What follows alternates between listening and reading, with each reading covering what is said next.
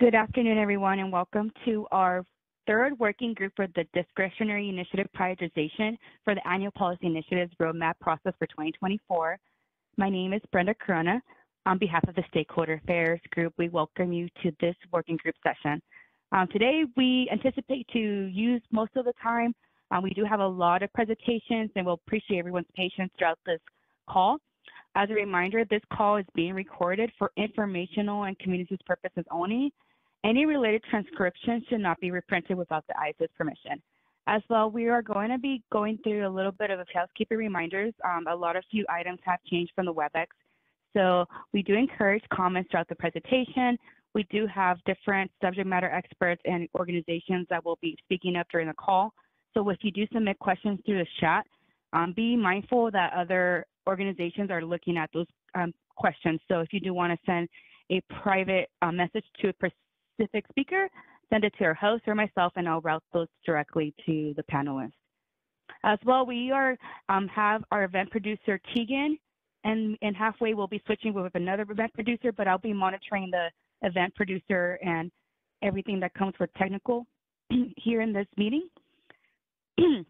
For today's raising a hand, as a virtual meeting, we are using the raise hand icon that's located above the participant and chat window. It's kind of like above on the right side of the screen, so you'll see it. It used to be in the middle, but now it's been relocated to that side. So you click on it, it'll add you to the queue. Those who are just logged in through the audio only, press *3 to be dialed in. Also, for those who are speaking or asking a question, please provide your full first name and last name and affiliation and the organization that you work for, so we can make sure who's asking the question. But other than that, we can all see attendees in the you can all see your attendees that are logged in, and we will not be sending out attendee list anymore. So that's also a little bit changes. And then when you are going to speak for the panelists, you are double muted right now, so make sure you unmute yourself both on the WebEx and on the phone line that you're using your device. And then if you are asking a question through the WebEx queue, it will mute you if you mute yourself. So make sure if you ask your question, make sure you keep your don't unmute yourself until you're done speaking. But thanks everyone. I think that's all, and I'll go ahead and introduce Amelia and Alyssa, who will be taking on for the ISO working group for today. Go ahead. Thank you, Brenda. If you go to the next slide. Yeah, we can hear you. Okay. First off, a huge thank you, everybody, today for being here today and for an absolute, really dense, well thought through set of presentations that we'll be featuring today as part of our, and actually the final prioritization working group. The idea behind these presentations is that stakeholders who have put forward ideas for the discretionary initiative catalog have to give those entities an opportunity to really explain what they've submitted and potentially the impact of that proposed change on the market itself. We have a very, very packed agenda today, and if you go to the next slide, I wanted to place that in context of where we are in the process. We've had a number of meetings about the process itself, and for the purpose of time, I'd refer you to that. But what the next steps are, after today's meeting, the ISO will publish a draft policy catalog. You can think of that as a final list of the potential discretionary initiatives that have been submitted.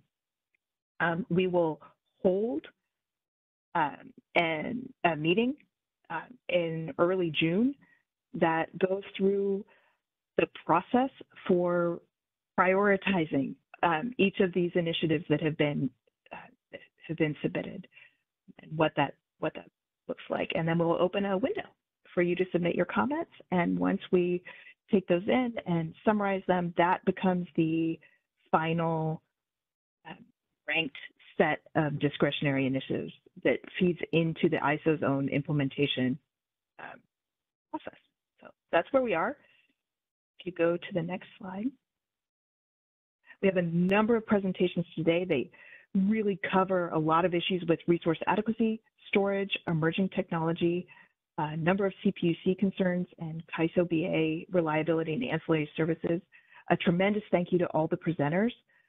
Some of you have already been promoted to the presenters for today. Many of you have not. If you are presenting today, if you would raise your hand, that will help the producer identify you and we can promote you. Seeing Lauren Carr, Chris Devon, Michelle Keto, all of whom are presenting today.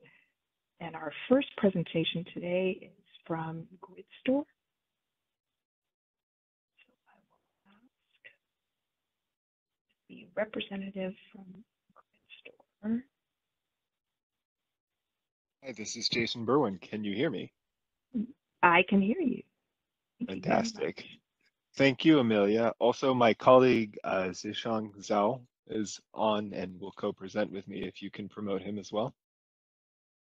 I think I was unmuted. Thank you. There we go. Perfect. Okay. If you go to the next slide. I'll just note before GridStore kicks off, I will try to keep everybody on time for the benefit of all. The WebEx is being recorded today. The presentations are all available on the CAISO website with the exception of the CPUCs, which we will post as soon as we possibly can, along with the recording of this presentation today. If you do have questions along the way, please feel free to send them by chat. And with that, if you'd go to the next slide.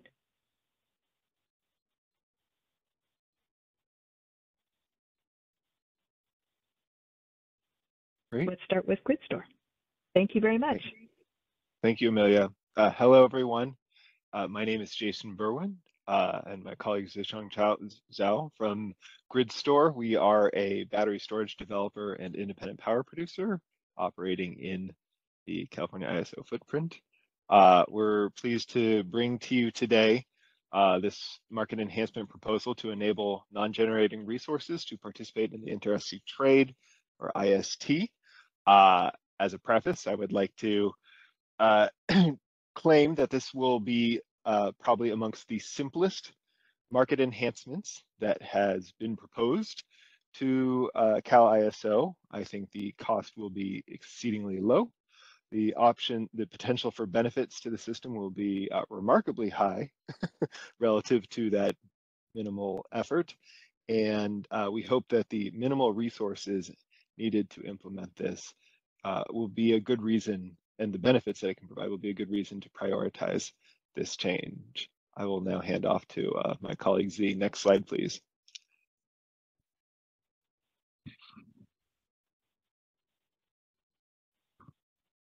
Z, are you able to unmute yourself? Yep. Thank you. All right. And thanks, CAISO, for the opportunity. As what Jason just mentioned, our proposal is very simple and straightforward. We recently noticed that NGR, non-generating resources, are not available to be selected in the cyber user interface for transacting IC physicals. And as according to the cyber business rule, only registered generators are allowed for it. And per CAISO's definition, batteries are defined as NGRs, which is non-generating resources. So we're expecting and hoping that CAISO would think about enabling battery storage for transacting ISTs, so as batteries can provide more firm energies to the market. Next slide, please. So with that enhancement, that the battery storage and battery asset owners can transact ISTs with counterparties inside of the ISO and providing energy during the super peak hours. And we anticipate the validation process will stay the same as today. And the CAISO will still run a pre and post market validations. And we anticipate that there will be a very minimum impact to the existing business processes and procedures. CAISO may have to change the cyber business rules as well as modding or editing BPM languages that reference ISTs and NGRs, and there will be a very little change to the Cyber UI by just simply adding NGRs to it. And I'll give it back to Jason. Thank you. Next slide, please. I think that this is important for the California ISO market platform. Certainly, California State is planning to rely on significant build out of energy storage to meet its SB 100 goals. And it's important that we make sure that the fullest operational capabilities of those resources, including their ability to transact, be enabled so as to allow that large and growing part of the supply stack to be able to participate. I also think that it's important to recognize that this will help create greater market efficiencies and improve the opportunity for more trades across the wider region, particularly as more activity is conducted across the region and subsequent to the implementation of EDAM. This is something that I think could be very helpful in the system. The ability to support resource adequacy with this change is also something I think that is worth bearing in mind, particularly being able to make transactions for physicals multiple days in advance of the operating day. That could actually end up being a helpful benefit for charging energy sufficiency associated with storage providing resource adequacy. And certainly we see other resources doing physicals through the IST, including non-dispatchable intermittent generators, some of whom may be able to do so if they're in a hybrid configuration. So I think it is important to ensure that this is not obviously a malicious or intentional effort to exclude storage resources, but certainly does need redress. In the summer, in Q3 of 2023, we saw $1.5 billion in IST transactions. There's a clear value in making sure that energy storage resources that are standalone are able to transact physicals there. And I think that that will also be helpful for providing more firm energy options during summer events. Thank you, and we look forward to any questions.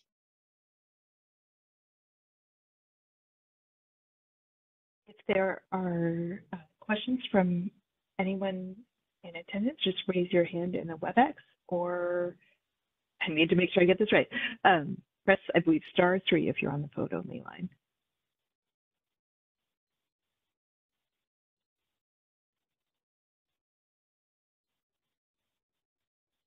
Alva Sabota.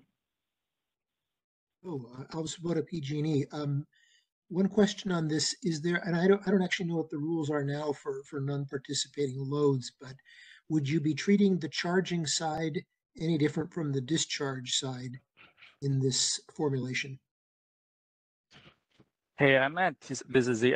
I'm anticipating that it will be charging just as regular during the regular day ahead and real-time clearing, and will provide a firm through the IST physicals.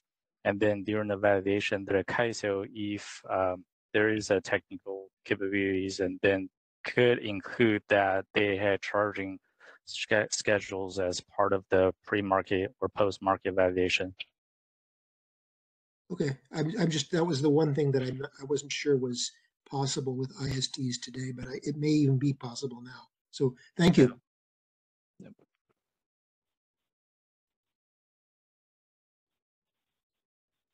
Thank you. Are there any other questions?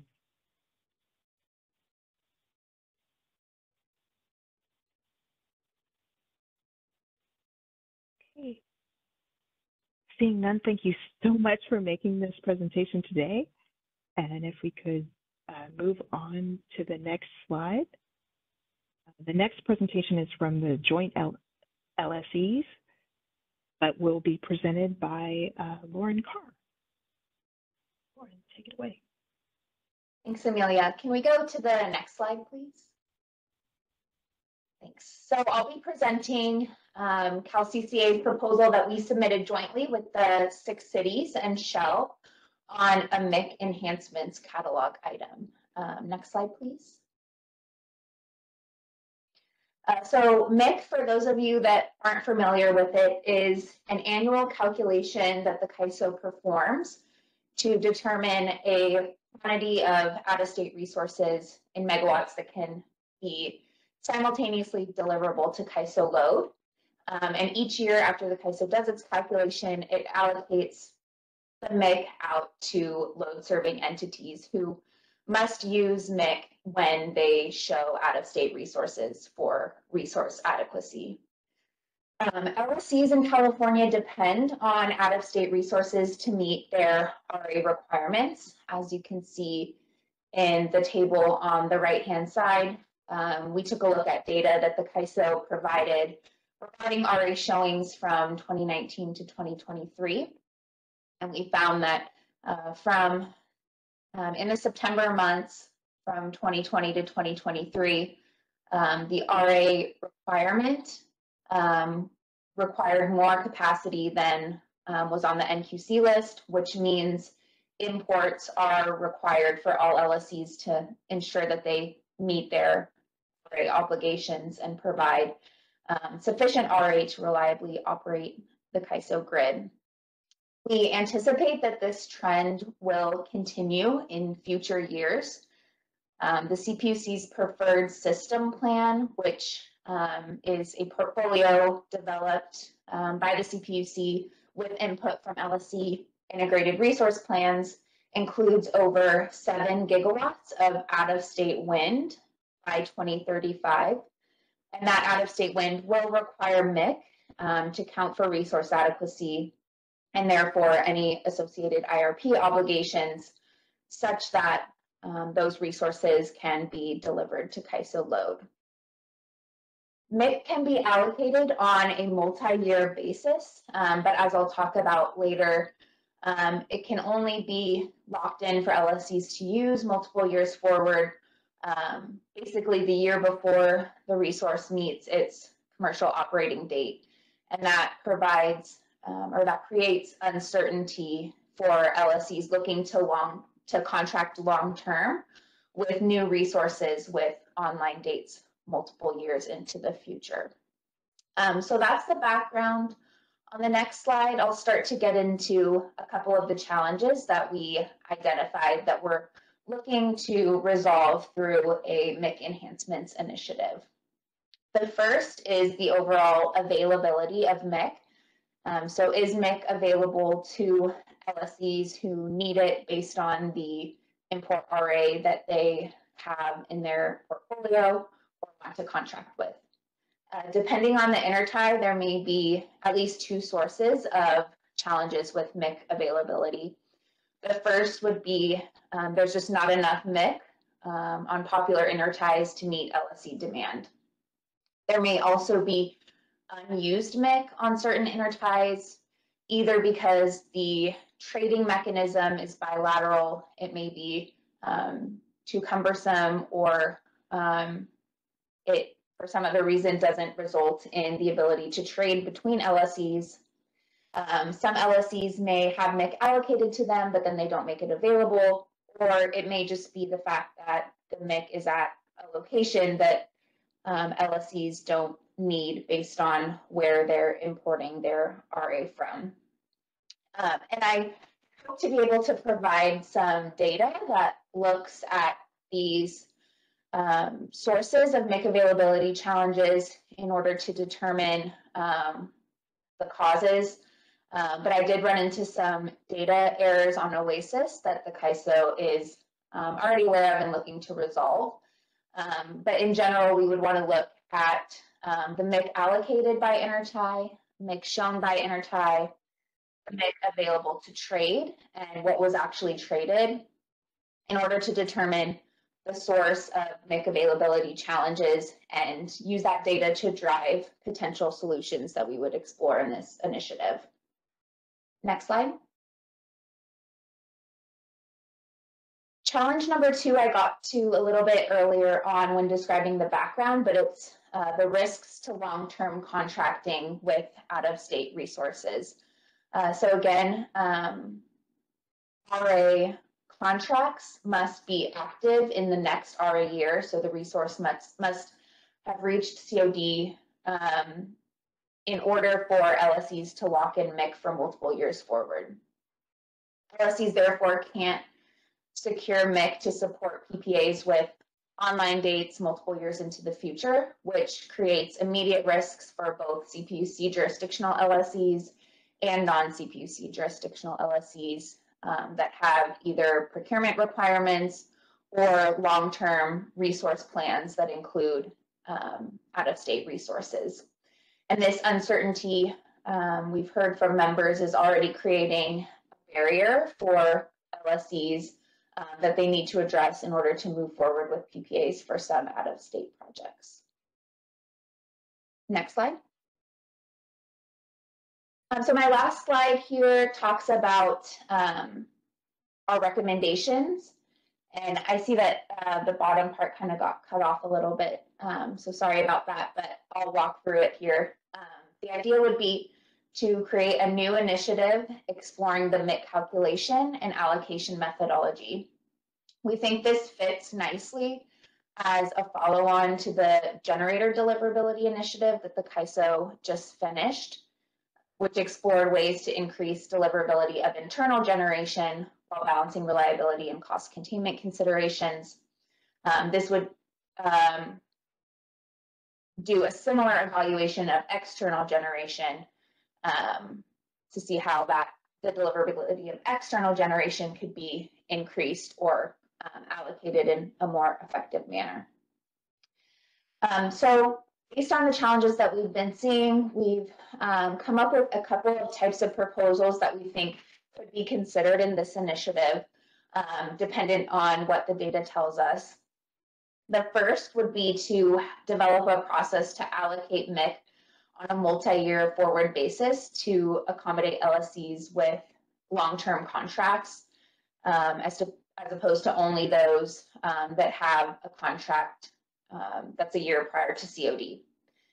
This would provide additional certainty to LSEs that if they contract for an out-of-state resource, they know what their MIC allocation will be.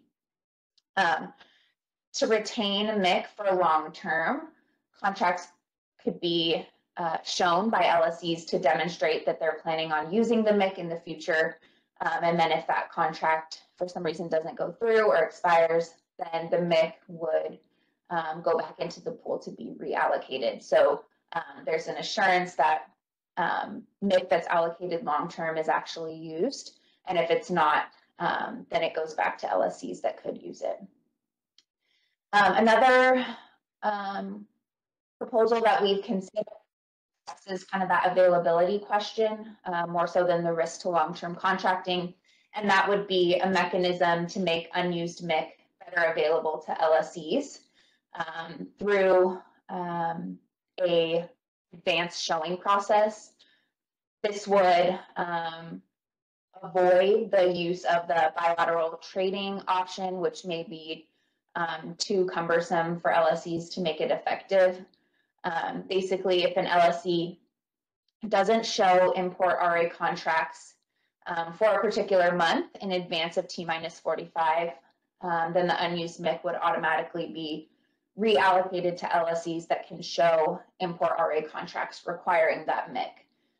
So for example, the CAISO could ask for demonstrations of RA import showings at T-60.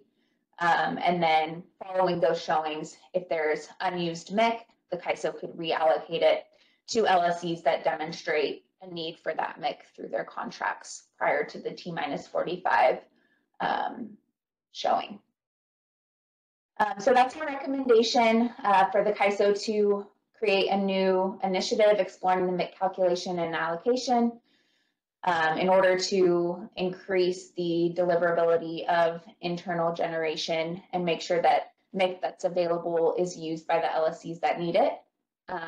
Thanks to the CAISO for letting me present this today, and I'd be happy to take any questions that anyone might have. Thank you very much for presenting. Again, if you do have questions, if you would raise your hand.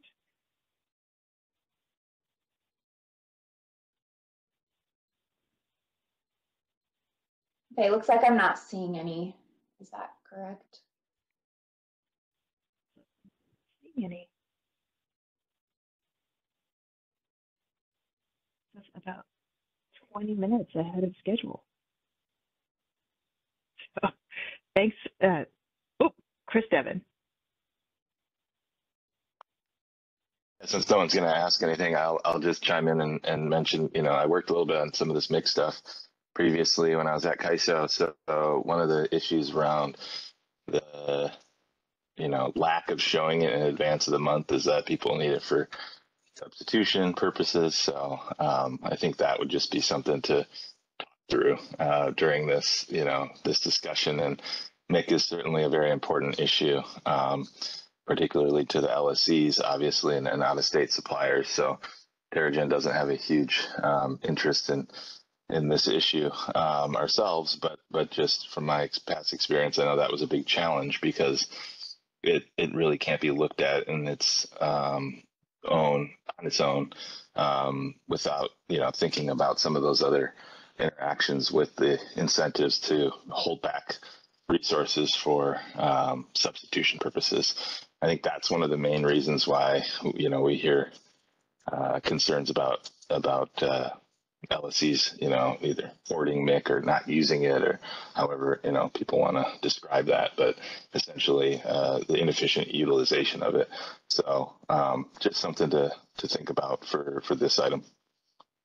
Thanks. Thanks, Chris. I see Kathleen has her hand up also. Yes, thank you. Kathleen Colbert from Vistra. And Lauren, thanks for going through and doing this for the joint LSCs.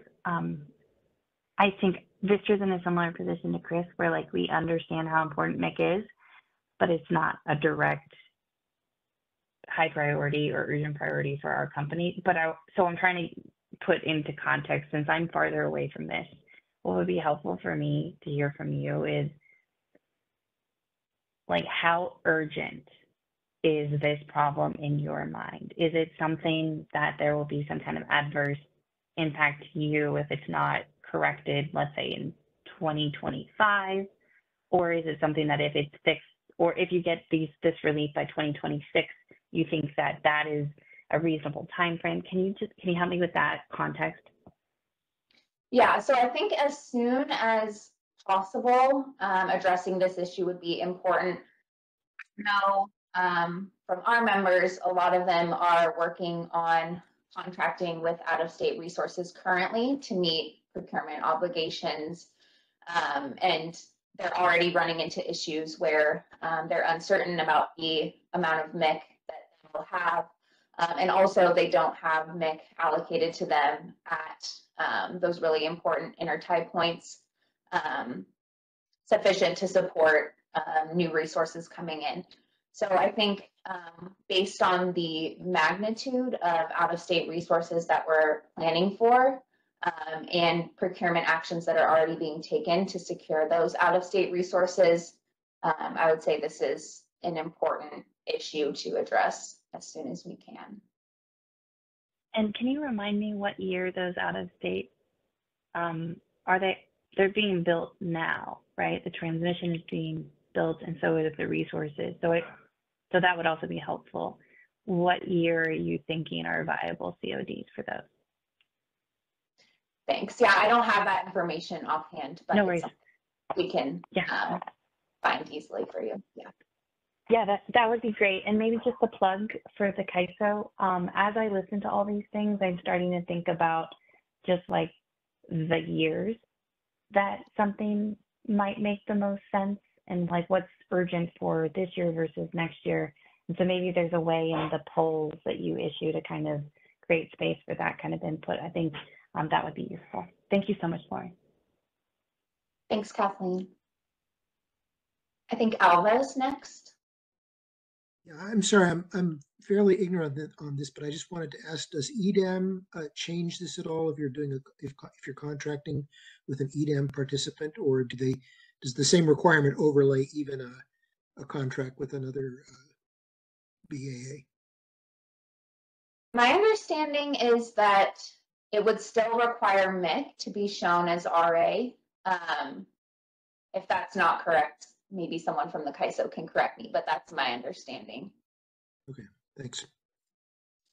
Thanks. Consistent with my understanding as well. Thanks, Amelia.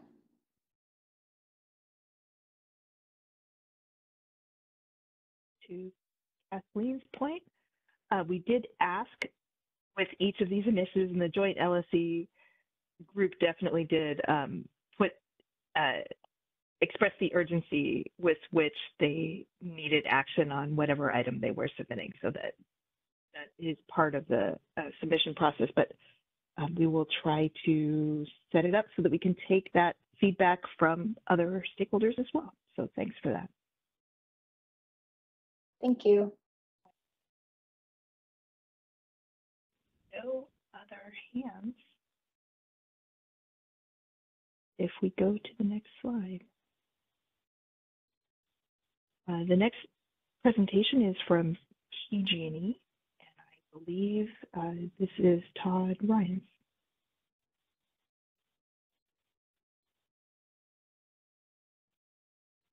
Morning. Good afternoon, everyone. Todd Ryan, Pacific Gas and Electric. So what I'm talking about today is reasonable limits on day-ahead self-scheduled exports. Next slide, please.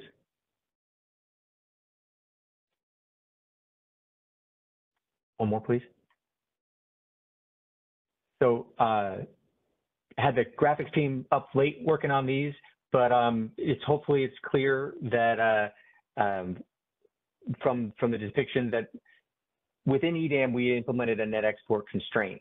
And what it does is on the left, it takes all the total supply and brings it to an amount of kind of reliable supply.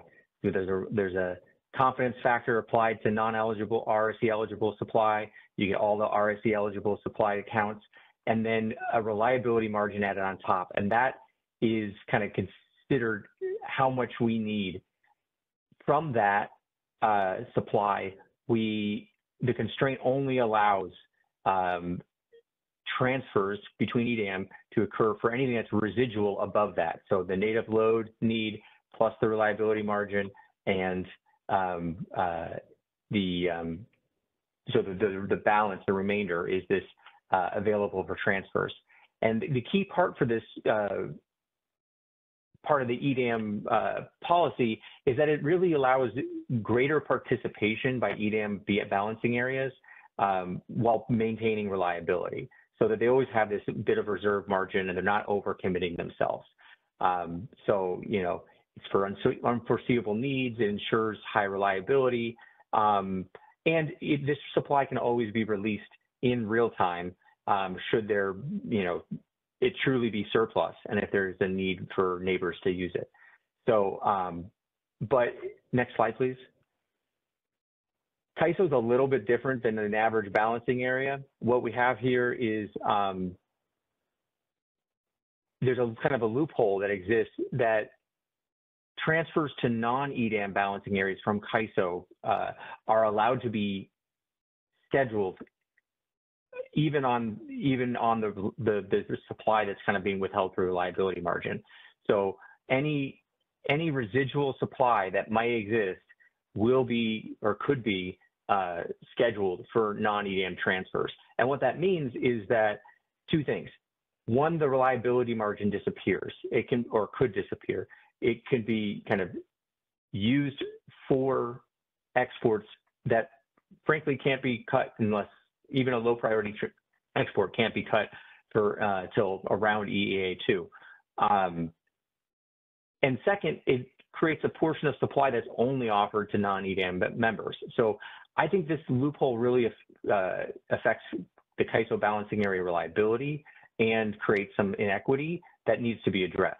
So my proposal is that we close that loophole, that we put reasonable limits on all exports out of California balancing area. Next slide. So reasonable limits can eliminate, the loophole eliminates can eliminate the reliability margin. Again, the reliability margin is like an insurance policy to make sure the BAA can meet its day-ahead obligations, but yet the loophole allows this reliability margin to be eaten up by low priority exports. And again, allows a certain supply to only to be offered to non-EDAM balancing areas. Next slide.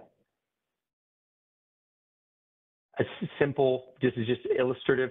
There's probably multiple ways we can solve this problem, but just assuming that we kind of do a similar method as we do in EDAM, if we just apply that to all X day-ahead exports, then the amount of supply that we have available above and beyond what we need for native load and reliability margin, that portion would be available for either low priority exports or for high priority EDAM transfers.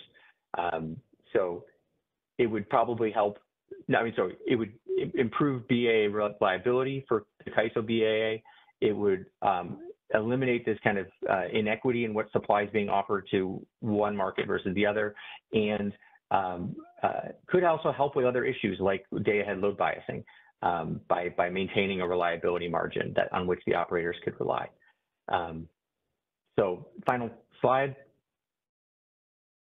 I think this is really should be a high priority, maybe not for all stakeholders, but specifically for the California balancing area and for the CAISO market, as it is about reliability. It corrects what I describe as a gap or loophole in EDAM design. It's reasonable for balancing areas to provide reasonable limits on their exports, so it's not an absurd policy, and I think could have other beneficial knock-on effects, like helping lower the need for day-ahead load conformance. So that's my plug for prioritizing this initiative. Any questions, thoughts, or concerns? While people are raising their hands, I'll just flag for everybody a link here with a presentation that was made in the last working group session. There was an initiative submitted which advocates for, and I'm trying to be careful in expressing what somebody else's initiative is about, but say essentially a path towards encouraging or requiring other balancing areas participating in EIM or EDAM to allow import and exports that are not EDAM or EIM transfers on their boundaries. That was a presentation that was done by WPTF in the last session. In some ways, I think you could think of that as a related initiative here. Absolutely. And I could imagine, again, imagining myself as a balancing area operator, I imagine I would feel more comfortable allowing such bids if there was a more universal export constraint. Very good way to put it. Questions? Yeah, Michelle. Hey, Michelle from Energy Division. Just a quick question. I just want to clarify, when you're talking about non-RSE eligible resources, you're talking about intertie bids at the border. Is that right? That wouldn't be typically RSE eligible for California? Correct. Non-contracted, non-resource specific intertie bids, I think is the subset of non-eligible supply. Correct. Okay. So I guess if we have 10,000 megawatts of bids at our border and we are concerned about reliability in the EDAM space, we can say, look, those aren't our imports. We can't support those as exports because we don't know whether they're going to show up. But you're saying that can still happen with non-EDAM entities, right? So even though we have those imports at our ties, if we export them out and they don't show up, that's a liability issue. Is that right? Correct. So that supply, that per EDAM discussions and policy, people have said this is not sufficiently firm in order to support day-ahead schedules. Though that supply is still available for export, low priority price taker exports to non-EDAM balancing areas, which again would be only curtailable circa EEA2. So it would, and there's no restriction for the kind of the headspace we gave in the reliability margin. There's nothing that would maintain that. So that would go away, or could on a high export demand day go away. So it really seems like an oversight that we're not protecting the reliability margin that we've said we need in order to maintain reliability. Okay, but if it's an LPT export in the day ahead, we could still cut it in the real time, right? In the HASP. Is that, you're saying, can we cut a day ahead export in HASP? Yeah. I mean, my understanding was that the practice wasn't to curtail exports until EEA2, but if you know something different, please let me know. Okay, that's my only thought. Okay, thanks.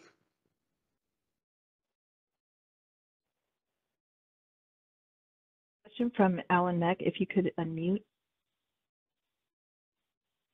Hi, Alan Meck, also from PG&E. I'm trying to remember, would the net export, because I'm thinking on the fly here, so I'll ask you, would this holistic net export constraint have helped us during the July 2023 situation where we were exporting thousands and thousands of megawatts east over to Arizona, to the point where we had to declare an EEA?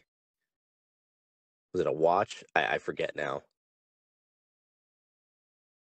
So I don't want to speculate. I don't know precisely, but when doing this in the extended day ahead market policy initiative, my thinking was a lot of our California emergencies have come down to like 500 megawatts making or breaking whether we win to EEA or not, or 500 megawatts of curtailment. And so even if we had a reliability margin that allowed for 500 or 1,000 fewer megawatts of exports, be it day ahead, real high priority to an EDAM BA, or low priority, which is what kind of exists today, that could make a difference. And so again, my concern is that this loophole allows for that reliability margin to disappear in a way that I feel is inappropriate. Okay.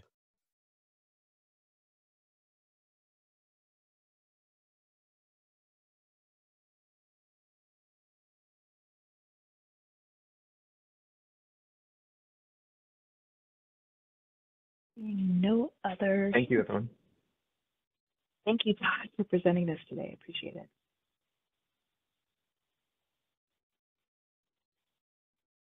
Running about 25 minutes ahead of schedule. We could go to the next slide.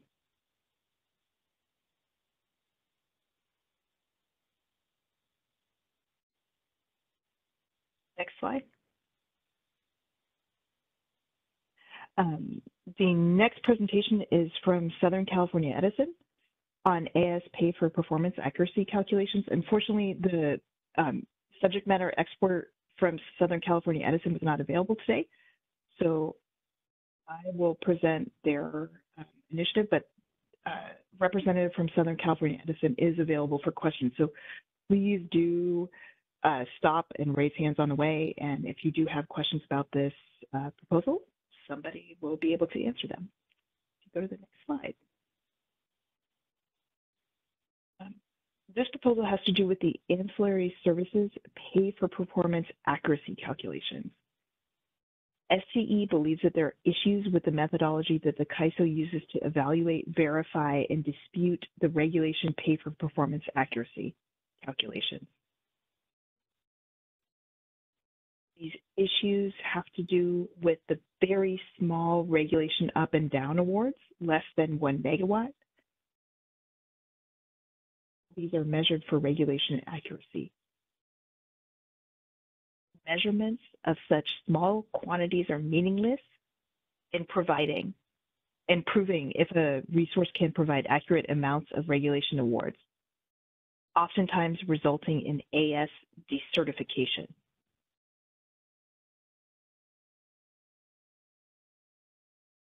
As an aside, The AS testing process is embedded in the CAISO tariff.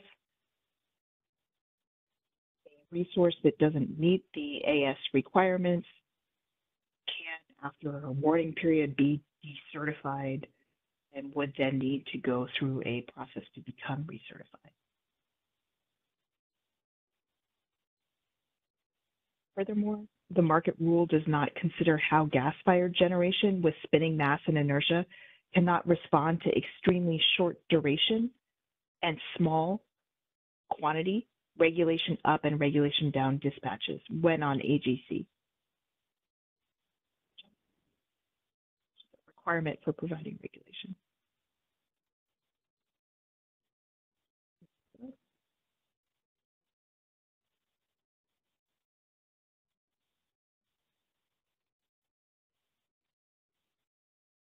Next slide. In order for this initiative to fully address SCE's concerns, the scope of this initiative should focus on the following areas. Small awards, resources that have a large PMAX. Small awards for resources regardless of PMAX. Short duration.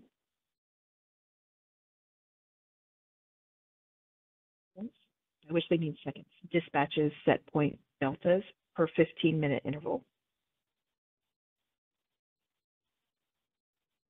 Quantity count of 15-minute intervals with awards per month. Data availability for verification. Process. For a 2% telemetry error. Adjustment for an 8-second data lag in calculation.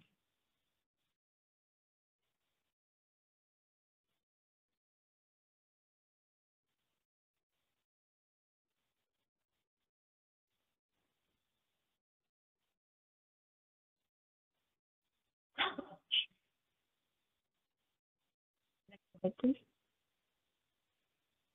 This proposed initiative will support Strategic Objective 1, reliably and efficiently integrate new resources by proactively upgrading operational capabilities. This proposed initiative impacts both old and new resources that offer ancillary services. A major burden on scheduling coordinators to have to recertify AS resources. This will impact CAISO's ability to procure AS regulation resources because those resources require recertification. In addition, it could also impact the number of available reserves within the CAISO market. Stepping out of what was submitted, I'll just raise that a little bit. As a whole, this initiative is pointing to issues with both the regulation pay for performance, sometimes known as mileage, as well as the AS performance testing process. Highlighting instances in which testing for very small awards may lead to failure and decertification, which would then reduce the amount of available supply for ancillary services.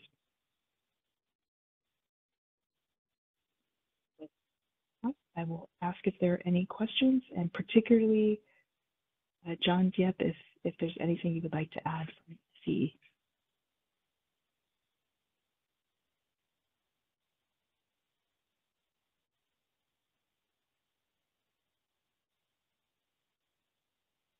Hello, this is John Dieppe from Southern California Edison. Can you guys hear me? Yes, we can.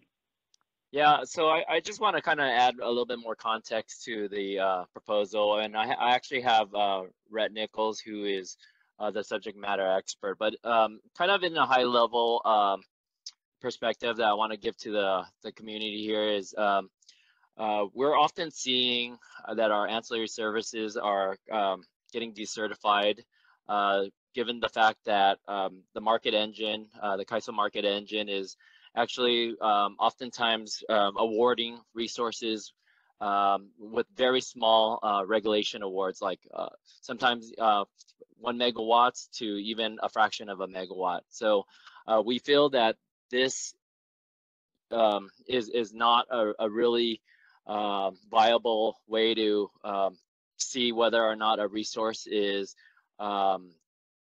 able to provide ancillary services regulation when they're getting awarded such a small quantity. The second thing is basically we do oftentimes see short durations of awards. And so, like, for example, we have a 100 megawatt resource that was awarded 10 megawatts of energy and 90 megawatts of regulation. Sometimes the market would just sit the resource at 10 megawatts for a majority of the 15-minute interval at their energy award. And then for 4 to 8 seconds, they would ask for that 90 megawatts of regulation up. And then after that, they would drop the resource back down to 10 megawatt energy award. So just imagine a huge gas-fired generation resources with spinning mass and inertia. They cannot respond that quickly, and that in such a short duration. So so that's kind of where we're speaking about the issues with the short duration. The next would be small quantities of 15-minute intervals with awards per month. So this is more regarding the lack of quantity used to in the sample size to decertify a resource for providing AS. We've seen instances for the entire month a resource would not receive any regulation award, but then would receive a 1 15-minute interval for regulation.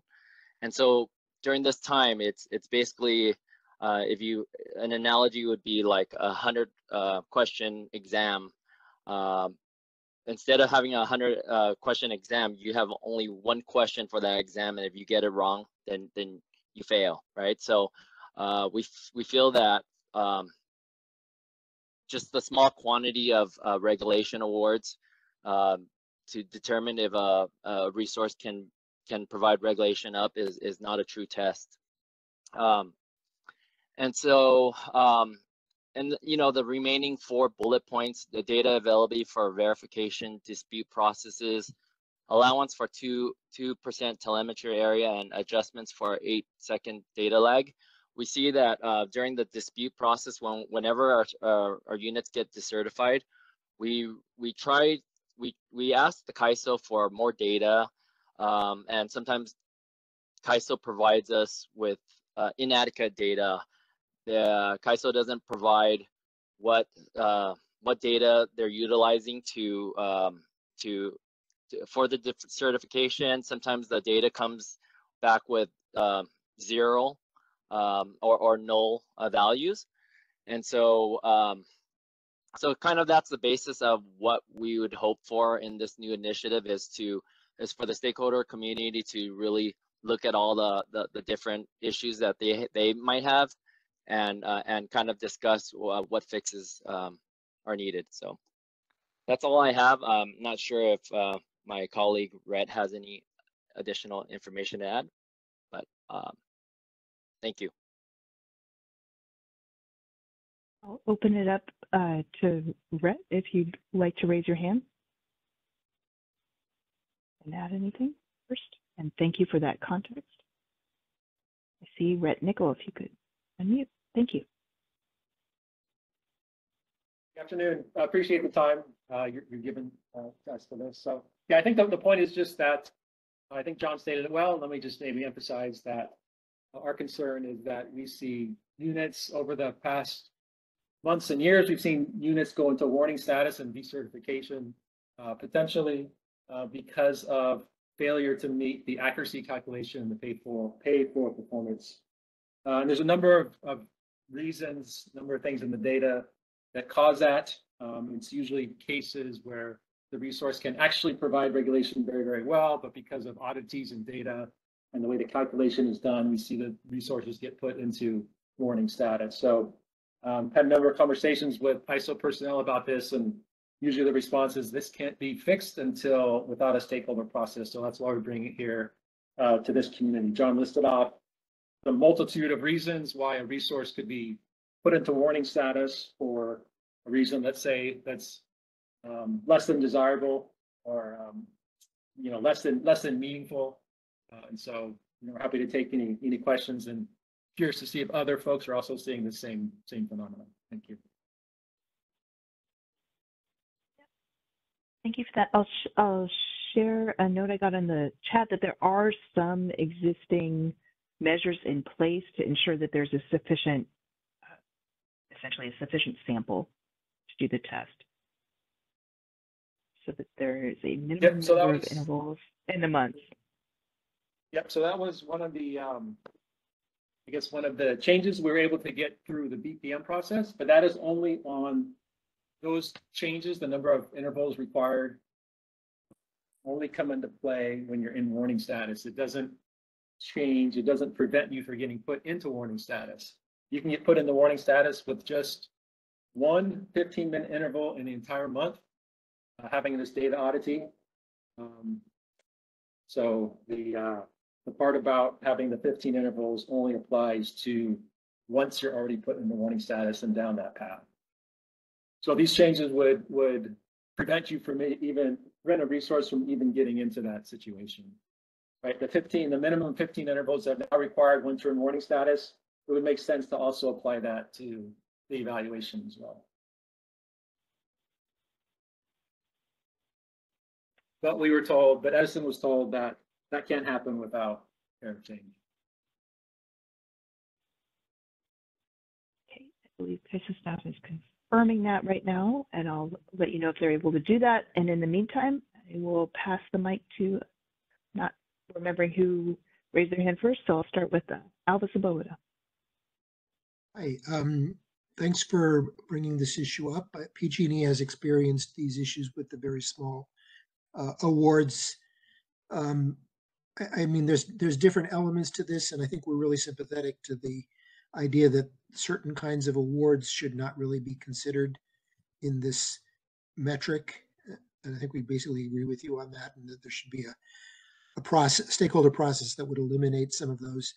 I have to say, when you have a regulation instruction and you're selling regulation for an hour and you can't respond to it, on the surface, that doesn't seem reasonable. I mean, you should be able to, if you're on regulation, you should be able to respond to the instruction. I think what you're talking about is that there's actually a problem with the way regulation is represented for some thermal resources, where there's an inertia that is not being captured in the regulation award. I just want to check and see if that's really what you're talking about with that case, where you had the one regulation dispatch during the hour.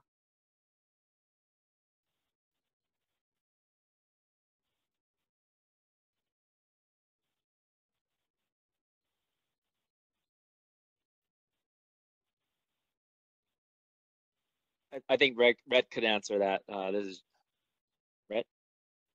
If you could unmute him. So although we've seen a number of different situations arise, sometimes it's just because, certain units will float, right? They can't hold a precise megawatt POD output level. So they'll bounce around. There'll be like a floating between several different megawatts. So sometimes you'll be asked to do something, but we'll actually already be there, but just because the way, the resource will float. And it just can't control to that level of precision. Other times what we've seen is that the time that it takes to get an ADC signal from the ISO to our system and then back, right? There's a 8-second lag allowed. And we can never tell when trying to validate the data whether or not that 8-second lag has been accounted for. We've also seen the ISO, will get spikes. Well, they'll ask you to go up for 4 seconds and then back down 4 seconds later. And the resource will follow and meet that peak, but again, it'll be lagged by 4 to 8 seconds. Okay, thanks for that explanation. Appreciate it.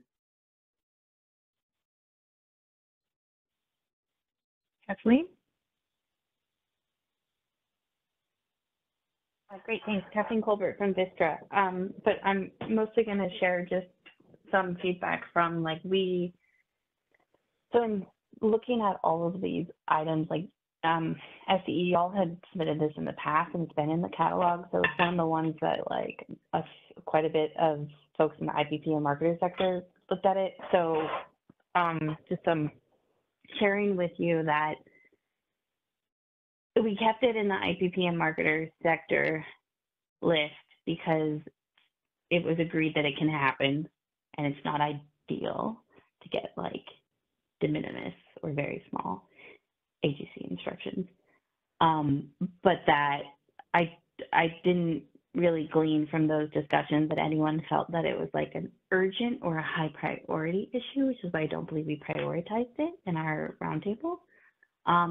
What might help slightly though is that in discussions we talked about it more from the perspective of the AGC logic than we did from the perspective of a the AF no pay perspective, because part of when we've talked about it is it's really more about whether or not the AGC signal that is being issued is a good way to communicate an issue, the portions of that regulation award to individual units. The AGC law, so let me stop there. Does that resonate at all? Or would you like to contradict that and say, no, you don't care what signal you get, it's about the no pay, or it's about your testing? So I'll stop there and ask a question.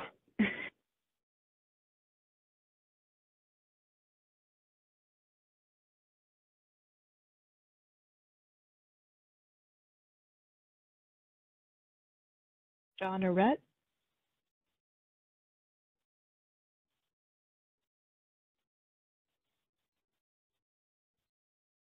I'll defer to Rhett. I think he has his mic unmuted.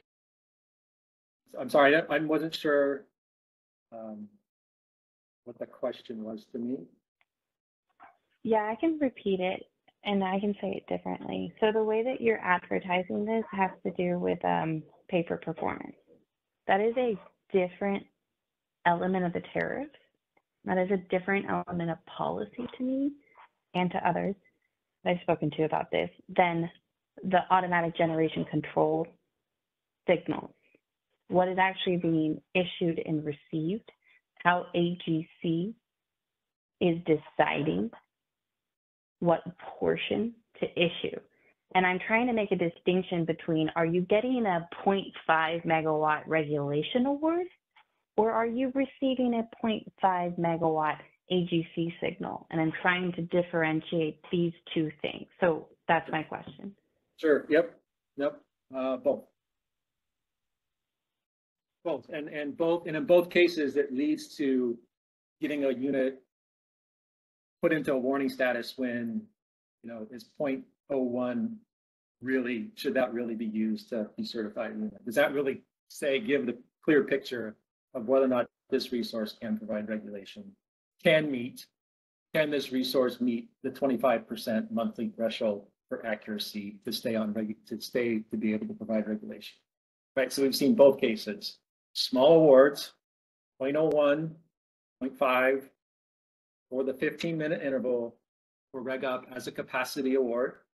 We've also seen, no matter what size of the capacity award you have for that 15-minute interval, the ISO will send out an AGC set point that deviates from the DOT by 0.01, 0.5, very, very small, for just 1 or 2 4-second intervals within that 15-minute award interval.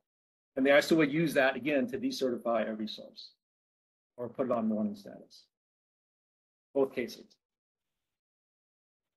That's really helpful. That's a helpful level of detail. The AGC, let's say hypothetically you were to get a 10 megawatt regulation up award and then get a 0.01 megawatt reg signal. I can see that. I heard you say it happens. I can see it happening from the way AGC kind of functions. but that is very different than saying you're getting a 0.01 megawatt award. So I appreciate the clarity. On the latter, or on the scenario of you get, let's say you get the 10 megawatt and you receive a 0.01, that's really getting more into the black box of AGC and how the logic is being programmed within that tool in order to send those signals. And if this proposal includes that scope, the AGC logic, then there are other issues that folks brought forward. So like in the IPP and marketer submission, we included your de minimis, we kept that for y'all. And then we added to it though, issues that some batteries are seeing where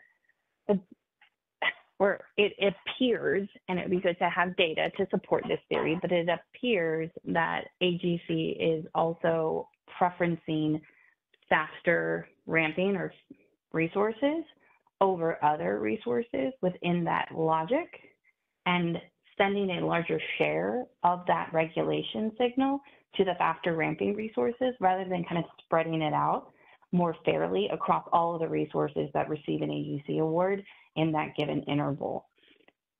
And folks have been asking for looking into that AGC logic to kind of create more rational signals.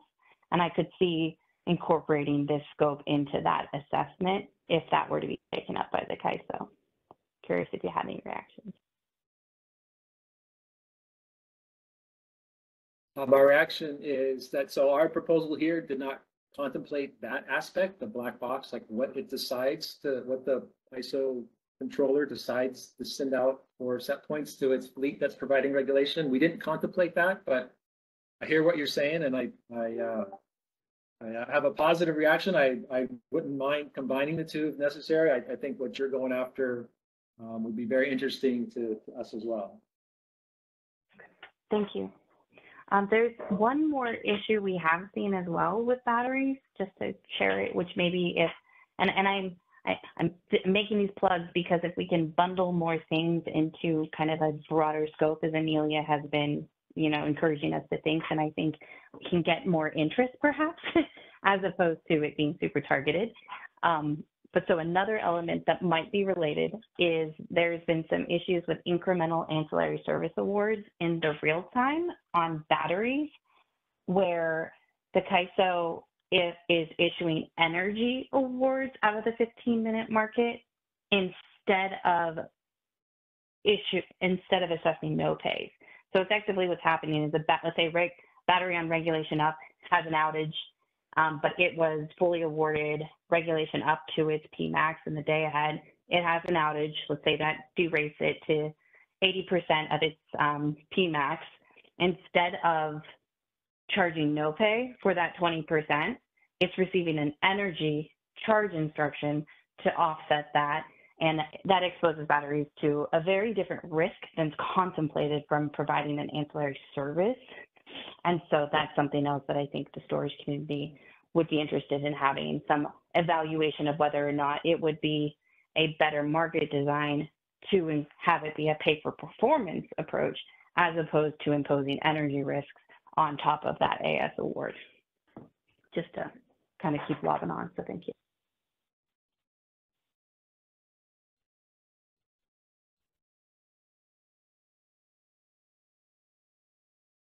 I will ask if there's any more discussion of this issue. We're still about 10 minutes ahead of schedule, so we have.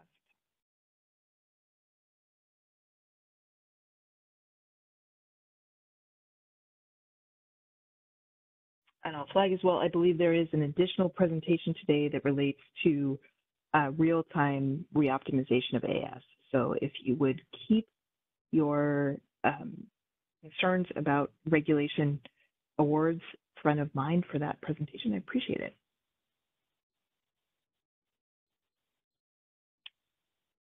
Okay, if we could move to the next slide. There are a set of 3 presentations today from the CPUC. I believe the CPUC will be sharing their own slides. Those slides are not currently posted on the CAISO website, but will be. Yeah, thank you, Amelia.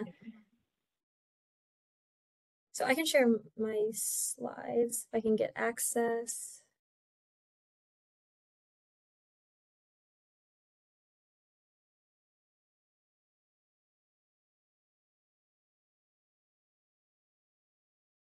Oh, I can see those. There we go. There we go. And you can see the first slide now? Exactly. Okay, great. And yeah, Thank you you. to the, yes, thank you to the previous presenters and Kaiso for the interesting discussions. So hi, my name is May Kabiri. I'm an analyst with the California Public Utility Commission's Energy Division. And I'm going to briefly cover a couple of topics. First, a high-level overview of the maximum import bid price calculation with an emphasis on its hourly shaping factor component. And then I'll discuss liquidity of bilateral indices, in particular, our concerns around thinly traded indices and price separation in the Kaiso market. So a quick overview on what the maximum import bid price is. So it's the calculated price trigger that allows non-RA energy offers above the $1,000 soft cap and up to the hard cap of $2,000. So it's calculated by taking the maximum bilateral block price from either Mid-Columbia Trading Hub, which is located in the Northwest, or Palo Verde Hub, which is in the Southwest, multiplying that by an hourly shaping factor and percent multiplier. And this is done in order to transform these 16-hour block prices to hourly prices. So again, it's intended to approximate energy prices outside of Kaiso's balancing authority area on an hourly basis. And we have two main concerns with this approach. The first is that our analysis shows that these two hubs, they can be very thinly traded with very low volumes and at higher prices than the Kaiso market itself, meaning that it only really takes a few small trades to increase the bid cap from 1,000 to 2,000 for the entire Kaiso market.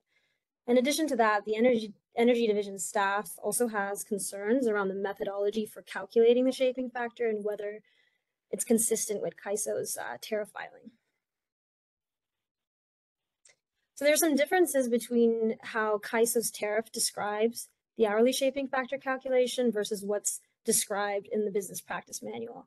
So in the tariff filing, it states to divide the day-ahead system marginal energy cost, the SMEC, in that hour of a previous representative trading day by the average day-ahead SMEC of that same representative trading day.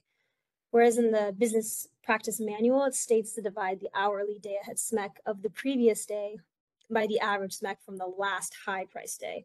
So in other words, what this means is that one method is shaping to the pattern of prices from the previous day, and then the other shapes to the last high price day. And it's just important to note that the last high price day, it might not always be the previous day. And here's Kaiso's tariff language just for reference, again, just reflecting the language for the methodology just described. So how does the hourly shaping factor affect the MIBP? It can either overestimate or underestimate the MIBP value.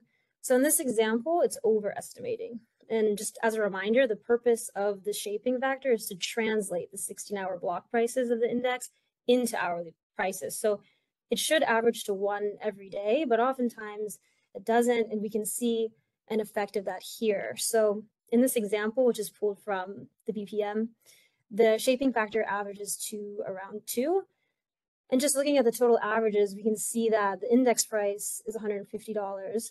And when applied to the MIBP formula outlined at the top, we now have a new shaped average of $366, which you can see in the MIBP column to the right. So we just want to note that if the average shaping factor were equal to 1, the MIBP values highlighted in green wouldn't break $1,000. So in this example, the result is that the bid cap raises to 2,000 for those on-peak hours where the MIBP surpasses 1,000. And then in this second example, we see a situation where the shaping factor is actually underestimating the MIBP value. So here, the shaping factor also doesn't average to 1. It averages to around 0.37. So this is lowering the MIBP prices because, again, when the shaping factor is multiplied by the hub price, it reduces the hourly shape prices rather than just shaping them. So in this example, it doesn't have any effect on the CAISO market since it doesn't exceed $1,000 for any of the hours. So the bid cap is not affected in this situation. Department of Market Monitoring has also commented on this issue recently. So they're recommending CAISO update the shaping factor calculation method to the approach that they outline in their comments. And this is just in order, again, to ensure that there is an hourly shaping factor that averages to 1 across the whole day and better reflects the pattern of prices on the last high price day specifically.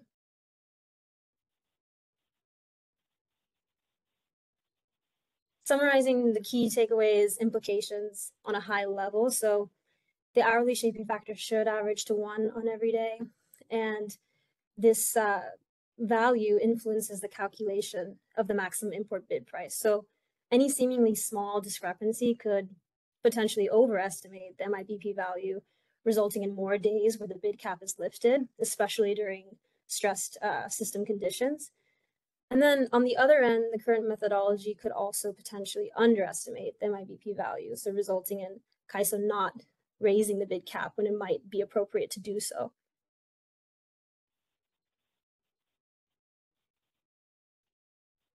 Okay, so moving on to our comments on bilateral. If we could stop just here and take questions, I think it would be appropriate. Sure thing. While we're taking questions, I'll just note, May pointed out the Department of Market Monitoring comments, which also include additional examples. If you are interested in more detail about this, it is available.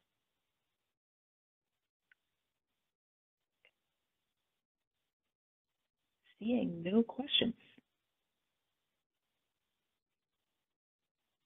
Okay, so if there's no questions, I'll go ahead and move on to our comments on bilateral indices.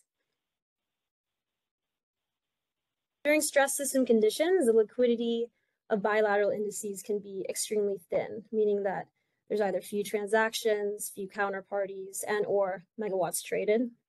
So the CAISO MIBP relies on bilateral energy trading markets, like I mentioned before, Palo Verde or Mid-Columbia hubs. And for some days, there are as few as 3 transactions, and these are small 25 megawatt transactions when the CAISO market is clearing over 40,000 megawatts. So in other words, 3 transactions representing less than 1% of the market can determine the bid cap for the entire market.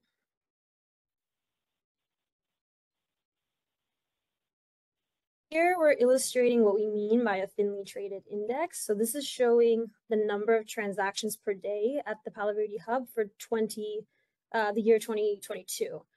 So there are 50 instances where the number of transactions fell below 5 over a 237-day period. And so again, even though this index might technically meet the 90-day period liquidity standard set by the FERC, it's still very thinly traded on stress days.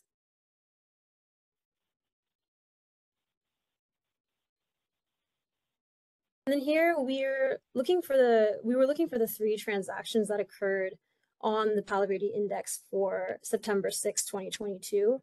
The published ICE index for these days, it showed a low price of $950, high price of $999, and then a weighted average of about $982. It also tells us there were 3 trades with 5 counterparties. So in other words, we can infer there are 2 $999 transactions and 1 transaction at $950. So we were able to identify 2 trades based on data from FERC's electronic quarterly report that could have been in the ICE index that day, just based on their size and that they matched the high and low price for the day. So you can see that there's 1 transaction from EDF to Dynasty, another from Macquarie to EDF, and the last $999 transaction, we were not able to identify a potential buyer or seller for that one.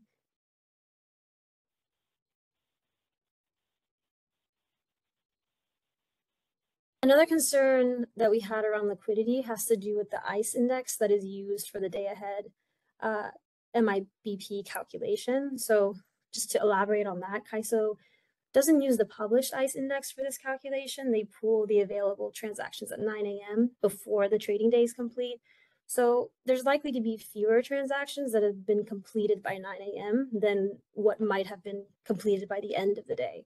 So therefore, it's possible that we're relying on ICE data that has even fewer transactions than the published ICE indices. So again, as shown in the previous example, there were only 3 transactions in the index on September 6, 2022. And it's not clear how many of those transactions were completed by 9 a.m. because this snapshot of ICE data at 9 a.m. or 10 a.m. is not publicly available. So we don't know with certainty.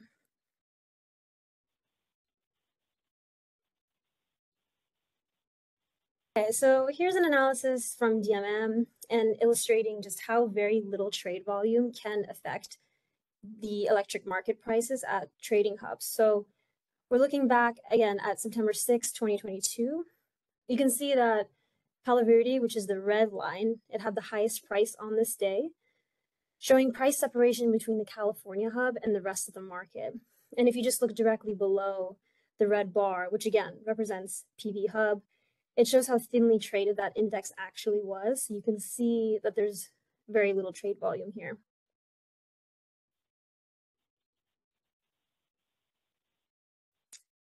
Okay, and then this is an analysis that we've done for August 16th, 2023, just to further illustrate the degree of price separation that can be occurring. So the MIBP is shown in light blue here. The bid cap is in red. And then underneath, we have marginal energy costs for the 5-minute market, 15-minute market, and the day ahead. So you can just see here that the MIBP is not reflecting the marginal energy cost. There's a very large degree of price separation during those 5, especially during the 5 of the on-peak hours. And the price separation is really, drastic between the MIBP and the day-ahead SMEC, which is the line in green.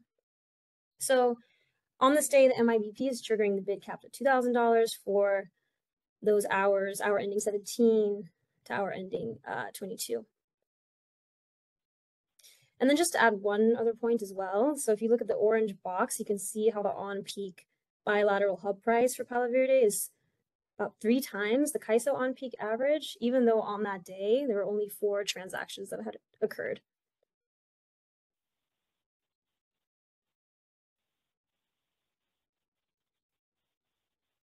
Okay, so moving on lastly to next steps. So we believe that CAISO should re-examine the hourly shaping factor. As we mentioned, the shaping factor should shape the bilateral index block prices, not change them and not transform them as it is currently the case. And CAISO should also examine liquidity of the bilateral indices. So these indices, they can be very thinly traded, especially when CAISO pulls ICE index data from 9 a.m. So on stress system days, the prices in these indices, they separate substantially from the CAISO market, even though the CAISO market has orders of magnitude greater number of transactions.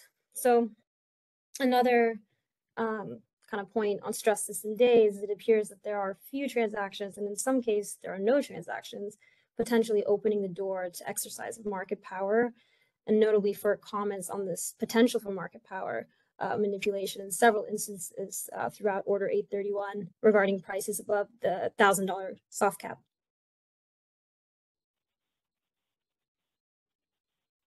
Okay, thank you. I'll just pause for questions. And if you'd like me to go back to any of the slides, just let me know. Yeah, if you go back to the last slide. The next one. Thank you. Yeah, thank you. I just note while people are raising their hands, a couple things that may be good for context. One, I would like to note that the Federal Energy Regulatory Commission can and does monitor the bilateral markets outside of the CAISO. And 2, the Federal Energy Regulatory Commission has issued some guidance. There is a soft offer cap in the WEC. Any transactions in the WEC above 1,000 need to be cost justified at the Federal Energy Regulatory Commission, and the FERC has offered some guidance as to how to do that. That does include citing a traded volume weighted index, such as the ICE indices that are used. And I see. Yes, thanks for that clarification. Yeah. I see one hand up. I take Alba Sabovita first.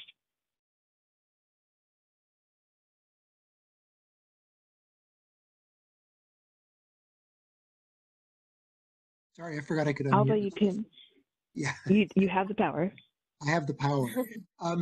This is really great. I was not sure which direction you were going in terms of a solution. However, one direction would be that you'd say you'd never, in cases where the market is not liquid, you would not allow the price to go above the $1,000 level. The other would be that you'd have some other way of deriving an index. What are your thoughts on that, on the actual solution here?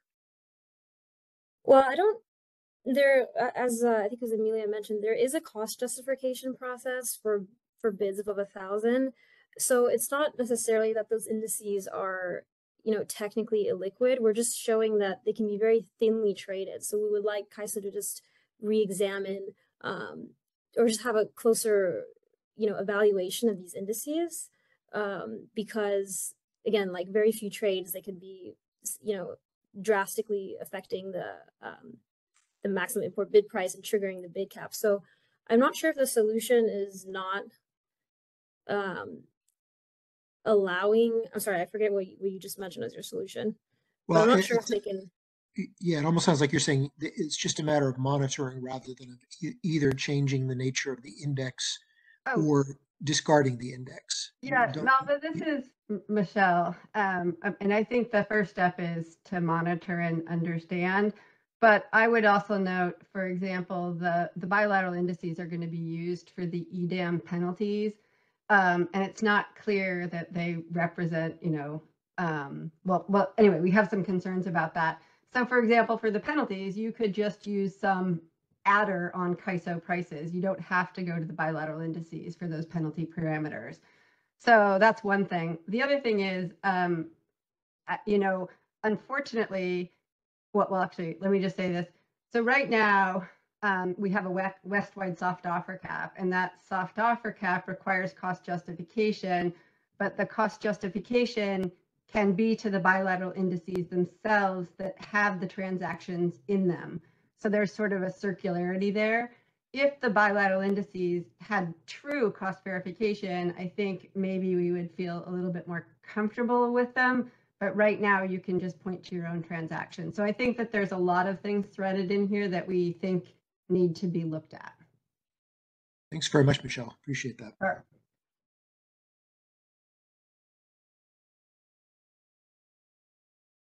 Yeah, another hand raised from Alan Metz. Hi, Alan Meck, PG&E.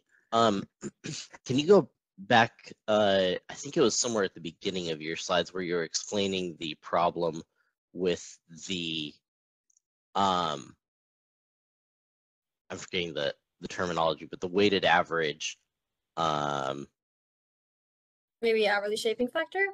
Yes, the shaping factor. Thank you.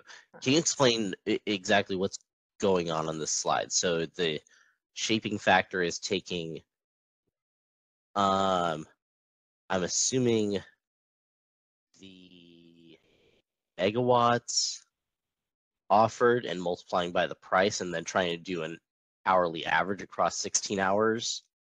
Kind of. So it is a little confusing to understand, but the hourly shaping factor, so it's supposed to it's supposed to translate the 16-hour block price of the index into hourly prices. So in what's going on this slide is we're just showing, so the first bullet is so it's a component of the maximum import bid price, which is the price trigger that I had mentioned before. So this is how it's so it's going to be calculated through, hold on, let me go back. Ellen, this is Michelle. Are you trying to understand what we believe the mistake is in that slide? to get to. Yeah, I'm trying to understand what's the Okay. calculation that Yeah. CAISO is doing, and like what should the calculation be? Okay. Oh, So, yeah. so I'll just quickly take this. So it's taking Thanks, the day-ahead SMEC, which is on the left, and it's dividing it by the average of the day-ahead SMEC where there was a price above a price above 200, right? Although I don't know why they don't take the average of this one right here.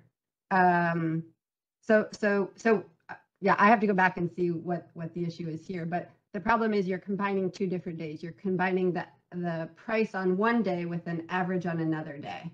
And as a result, you don't get one. So if you take the hourly number divided by the average from that day, you can always be sure that you get one. But when you combine different days, you'll get this effect. That makes more sense. Great, thank you. And I'll just add for context, the maximum import bid price as shaped is what is used to allow bidding flexibility under FERC Order 831. Thank you.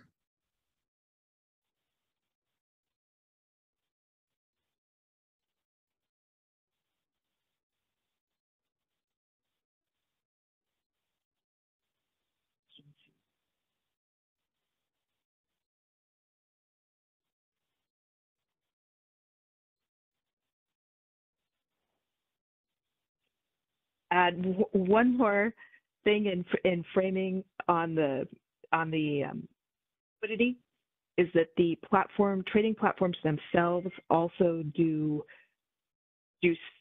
some monitoring and validation themselves, as well as the Federal Energy Regulatory Commission. Okay. I believe the next presentation also from the CPUC Energy Division will be presented by Michelle, but I think Mabel, if you have the slides.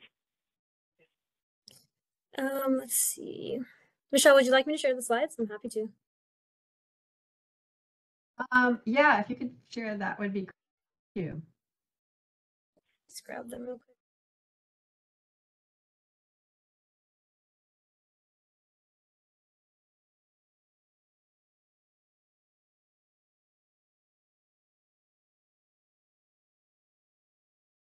I'll just need sharing access again. Thank you. Thank you.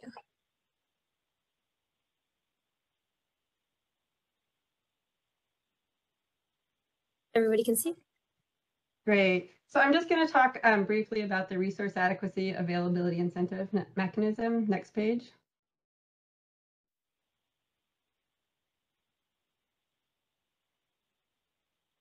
So just yeah, we're just going to talk about the purpose and how it works, the mechanics, potential reliability concerns with the current RAIM construct, and improvements that we think that CAISO could consider to address reliability concerns.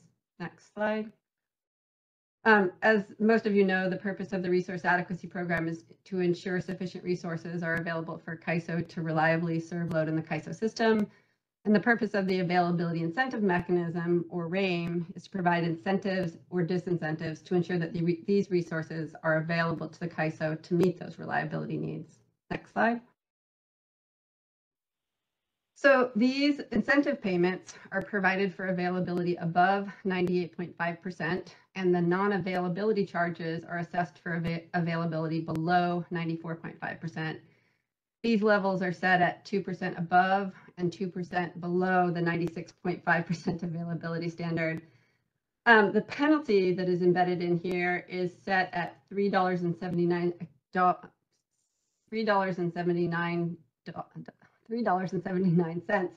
per kW month, which is about 60% of the current capacity procurement mechanism soft offer cap of $6.31 per kW month. And these are applicable to the availability assessment hours, which we're going to go over on the next page. And these incentives and penalties are assessed across all of those availability assessment hours, not a subset of those hours, for example, during stress system conditions. Next slide. So CAISO sets the availability assessment hours in its flex study each year. There are system and local resources, and the availability assessment hours for those resources are 5 hours Monday through Friday, set by month or season. So between those hours are 4 to 9 p.m. for most of the year, except they're set between 5 and 10 p.m. between March, April, and May. The flexible hours are below. Those are every single day for category 1. I believe it's 17 hours, 5 a.m. to 10 p.m.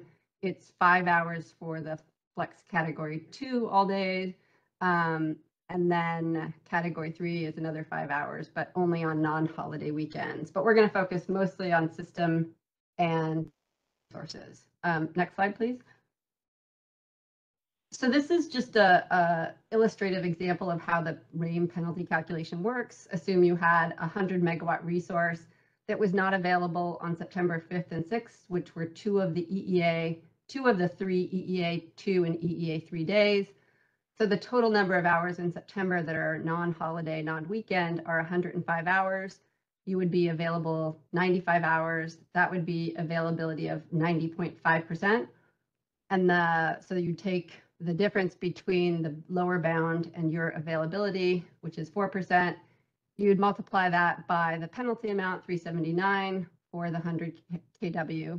And that's a penalty of 15,160. And so we just want to compare that to what potential capacity payments might have been or could be in September. So if you use just the CPM price of 631, the capacity price might have been 631,000. If you use a high capacity payment because it's a summer month where solar is not worth quite as much, maybe let's just use $30 a kW a month. In that case, your capacity payment would be $3 million. And you can see that the penalty amount of 15,000 is really not much compared to the potential capacity payments. So next slide, please. So these are just some historical RAIN penalties versus potential capacity payments sort of writ large. And so these are from, CAISO publishes this every year. This is from 2022. You can see the availability is on the first. So it's about 96 or 97% for generic system RA. You can see the non-availability charges, which total for the year about $15 million. And you can see the incentive payments total about the same because it is a self-funding mechanism. So likewise, you can see the Flex RA availability across the top there. You can see the non-availability charges and the incentive payments. In this case, the non-availability charges were 19 million. The incentive payments paid 12 million. I'm not exactly sure why those would be different, but maybe it trails off to the other year. So now we just want to compare those amounts to potential capacity payments. So I went in to see the RA resources that were shown for 2022 across those summer months. So it's 40 to 50,000 megawatts. If you assume that the payments are 631 just for those months, that's $1.7 billion. And that's not even including potential capacity payments for the other months. This was just my, back of the envelope calculation. You can see that capacity payments could be, $1.7 billion or possibly more, and that the penalties and incentives really just, kind of pale in comparison to those larger numbers. Next slide. So here we're looking at something that DMM pulled together, and it's really looking at availability on the stress system days. So here we're looking at those EEA2 and EEA3 events that occurred in September of 2022. And this is the real-time market. So you can see that, you can see the availability. So the red bar is the RA capacity that was being paid to be in the market. The green were bids. The yellow is the above RA amount. So sometimes resources, the amount that they show for RA capacity is less than they can actually produce, and they do have above RA amounts.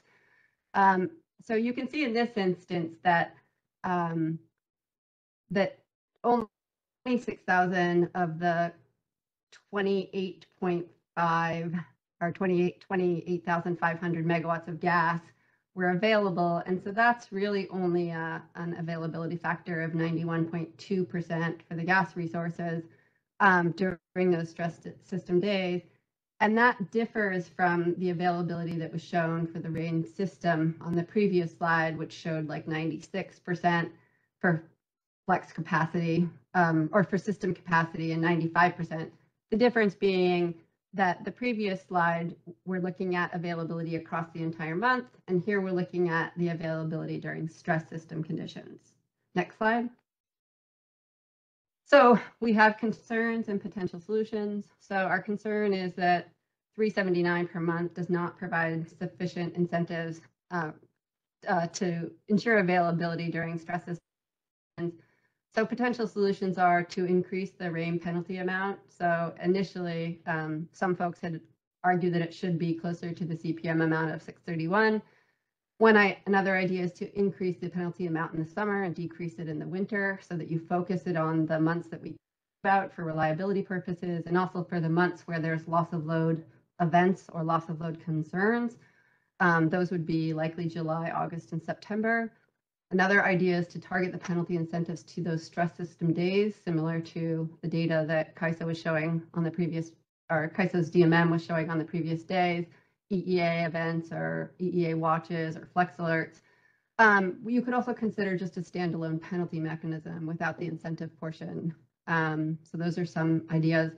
The other thing is that the system RAIN hours do not include weekends and holidays, and as a result, they can miss reliability events. So we have had issues very close to Labor Day, very close to the weekends, and it's not clear that we want to exclude these from penalties on weekends and holidays. So the suggestion here would be to include weekends and holidays in the system RAIN hours. In addition, we just note, this is as an aside, RAIN does not apply to resources that are less than 1 megawatt, and it appears that some resources may be registering under this threshold intentionally. So the solution here would be to expand RAIN to include more of these resources that are not within the ambit of the program. So next slide, please. So why consider this as a standalone initiative? So we think that these RAIN penalties could really help ensure reliability. We raised this, we raised this previously, and we continue to raise it. We think that a targeted solution does not require a revamp of the entire program or reconsideration as part of a more comprehensive policy reform. So we are aware that CAISO has an ongoing initiative addressing resource adequacy, and RAIN is scoped into that initiative, but we are concerned about the scope and the timing of that initiative and believe that these targeted solutions could address existing reliability concerns and could be implemented expeditiously. And that's it. Thank you.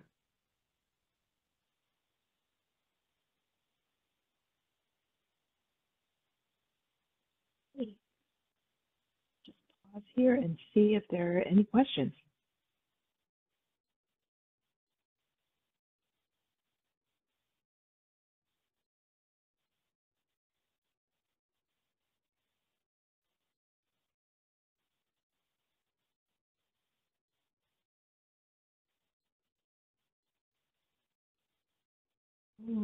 None. Thank you so much for making this presentation today.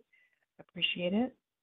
We have made some effort to ensure that the presented initiatives are not being addressed within current working group or a current stakeholder process. But I appreciate that this may be being addressed in the RA working group. Appreciate you coming to do the presentation today, regardless. We could switch back to the combined deck. We can move on to the next presentation. Again, we're still running a little bit ahead of schedule, which is good because we were packed right up to the deadline. This presentation is on long duration storage. Go forward a slide.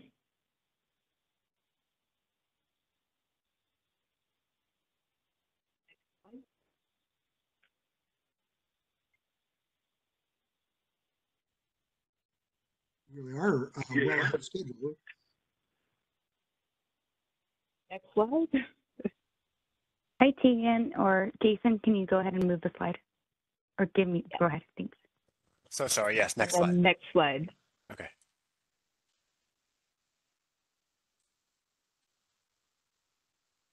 Next slide. Oh, I'm clicking next slide. It's not.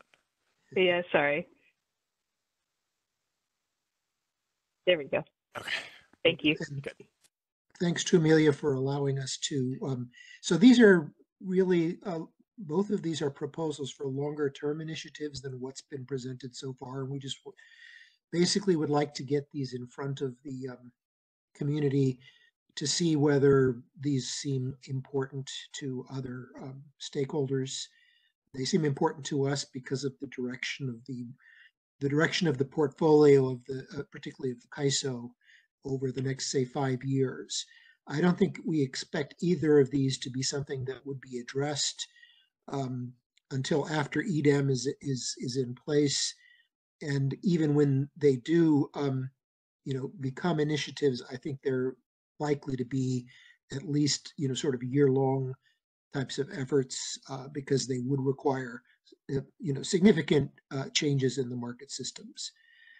I'll start with the long duration energy storage initiative on the next slide. And then we can go to the next one after that. So we've divided the potential for work in this area into 2 different, or maybe 3 different realms.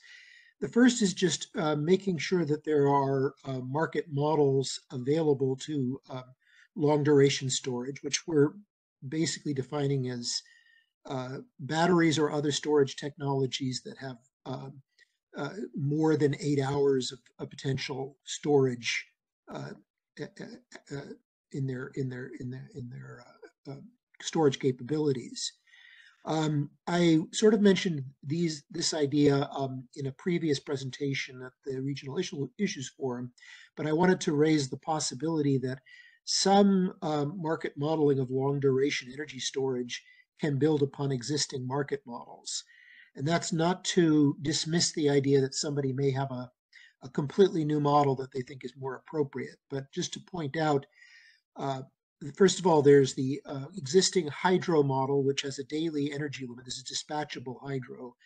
It has a daily energy limit, and there's a requirement that in order to calculate its default energy bid, that a monthly plan of how the hydro resource is going to operate or is going to generate is provided to CAISO.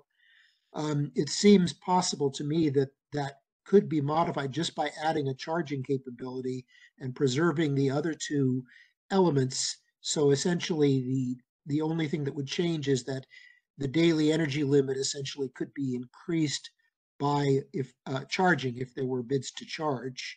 But at the same time, there would still be an energy a plan for the month and a limit for the day that would be respected in the market systems and in the calculation of the default energy bids. That, by the way, if you're not familiar with the hydro model, there's no, other than the daily limit, there's no explicit representation of what the state of charge, as it were, of the resources, or what the level of the elevation of the reservoirs in the case of a true hydro resource. A second model that's available in the CAISO markets is the pumped hydro model, which is explicitly a storage model, but it's explicit only in the sense that it is explicitly both a charging and discharging model. So it represents charging at the pumped hydro plant as a bid to pump, meaning a bid to buy energy. Right now, that bid is a single large chunk of energy. This model also allows for commitment costs and minimum operating levels on the generation side. One possibility is just to take this model and increase the flexibility of the pumping side of this model, essentially create a dispatch range on the pump side rather than a single quantity, and potentially that would be adequate for a lot of forms of long duration storage. It's also possible that the existing NGR model could be either used or modified. One possible approach for batteries that have more than, say, 8 hours of charging capability would be to provide better capabilities to bid both a beginning and ending state of charge constraint, so that the CAISO would essentially see the battery as being able to provide anything that would satisfy those constraints. So that would require the battery owner to decide how to build up the state of charge over multiple days, and the CAISO would still treat that resource as just simply an NGR within the day, respecting those state of charge constraints that were set by the resource owner. It's also possible that the NGR model could be expanded, and in fact, CAISO has spoken of this before, to include discrete charge and discharge commitment states, so that you can't just go directly from charge to discharge or vice versa. And that would allow better capturing of technologies like flow batteries. And in fact, I think most long duration storage potentially has a transition time between charge and discharge states. Finally, it's also possible to use what CAISO is providing now to hybrid co-located, batteries co-located with other resources and modeled as hybrid. The hybrid model is extremely general and allows the resource to simply provide a bid curve going from a charge range to a discharge range. And so there's no recognition of state of charge in the market model at all. And so simply enabling longer duration storage to participate in that model and to figure out how to do the telemetry for storage, especially if it's not battery storage, might allow would allow a lot of flexibility to long duration storage to be able to participate in the market. So these models in some opinions might be already almost available in the market. We can go to the next slide. So we also see a larger need to enhance market operator capabilities to capture sources of value that aren't represented in current market processes. And that includes this concept of energy sufficiency and the need for long-term telemetry of values that are not electric charge. And the reason for this is because long-duration storage modeling is intended to capture a future energy system in which energy shifting is substantial amounts is done seasonally over much longer periods of time, weeks to months, or even longer potentially. Also, there's a need to, and this is where the concept of energy sufficiency might come in. There's a real need to recognize the need to reserve power on storage of any sort, but enough energy to cover renewable unavailability and to avoid the use of fossil peakers, which would be the only alternative if there isn't enough charging capability in the system to keep sufficient state of charge on battery and other storage resources. Additionally, there's also, and this comes to the question of telemetry as well as efficiency, there's also the potential when we get into the world of distributed resources that, and hydrogen as well, there's a potential for stored energy to be having multiple applications, not just electricity production. And therefore, the concept of telemetry has to be looked at and worked on. I don't have any kind of solution for that at all, but I think it is going to be required in some way in order to properly represent long duration storage in the CAISO markets. And we can go to the next slide. So finally, we want to just sort of highlight the possibility of storage products in the market, and this obviously is a large change from the current structure. There have been allusions to similar ideas over the years, but this could be applied on a number of different timescales. So just to go through this list of potential applications of this concept, one is to do more explicit pricing of initial state of charge and final state of charge targets in the day-ahead market processes, so that batteries can both more fully take on the responsibility for delivering energy at a given state of charge at the beginning of the day, but also can take advantage of knowing what their opportunity costs are and getting the battery to a final state of charge at the end of the day that makes sense for their longer term planning. It's also possible that some of that could be implemented through enhancing multi-day modeling capabilities. This has been proposed by CAISO in the past. There's been the idea of a 1 to 2 week horizon, and I think it has more validity than ever in the world of long duration storage. So there's the possibility of enhancing the multi-day modeling to capture those opportunity costs. And then there's, of course, the question of how they get moved into the market processes in such a way that they are actionable. Again, as I said on the previous slide, there's the possibility of multi-month energy sufficiency products that would essentially require batteries to guarantee a certain amount of energy was available for use during a particular month, so that CAISO could essentially rely on that total amount of energy in doing its RA planning for the month. And then there's also the question of whether storage, long duration or other, can be represented explicitly as a spread over a participant-determined horizon rather than as a resource in the conventional sense where there's a bid to charge and a bid to discharge. This gets to a point that has been brought up by Doug Boccignone on many occasions, that ideally the optimization of the market would just consider the difference between charging and discharge price. Unfortunately, I don't think that's actually possible in the market, because it's really looking at the costs as real costs. And so it's hard to have a representation of both charging and discharging in the market processes that other than the bid structure that's currently in place, that will allow the optimization to do a pure optimization of a spread product.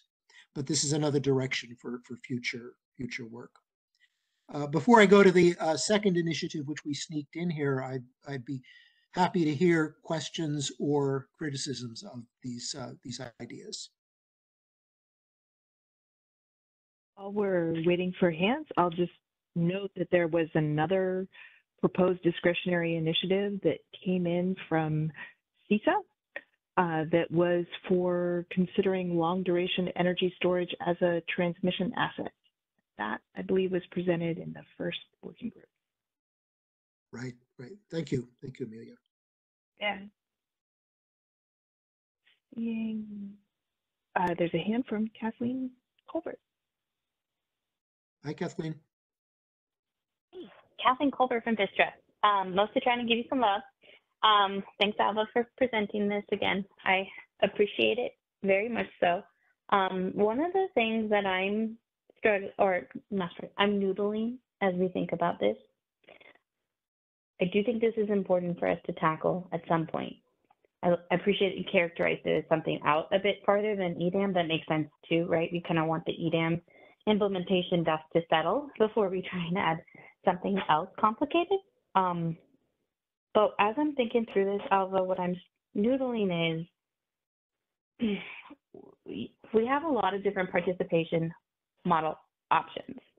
Is there, and some of them are hydro, some are batteries, but as I think through this, I'm also thinking about the fact that I hear complaints about the hydro models and how they function, and could see that there might be some, and like one of them is the fact that there's just clunkiness around the pumping modes and charging modes for some of those hydro models.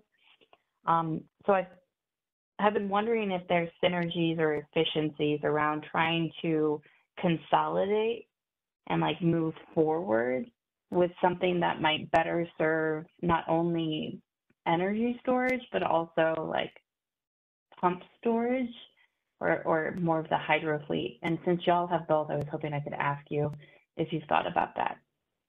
Oh, we would support that enthusiastically. I think maybe I was trying to allude on the first slide to the possibility that some of those things could be done, independently and at less cost because they would reuse models that are available now. And yeah, absolutely. I think, when I say storage, I mean hydro and pump storage as well, because that's most of the storage that PG&E has, obviously. So yeah, absolutely agree with you that if it were possible to improve models that could be used by multiple resource types, and it would also move the ball forward on this, then we'd certainly be happy to see it just, separated and then, put into effect much earlier. I think you really raise a good point in the sense that the latter, the backloaded part of this is a much bigger deal that can't be dealt with in that way, and it's there's a lot of evaluation of cost versus benefits. But I agree on the resource modeling that potentially there's a lot that could be done more quickly. Thanks, Alva. Appreciate you unpacking that.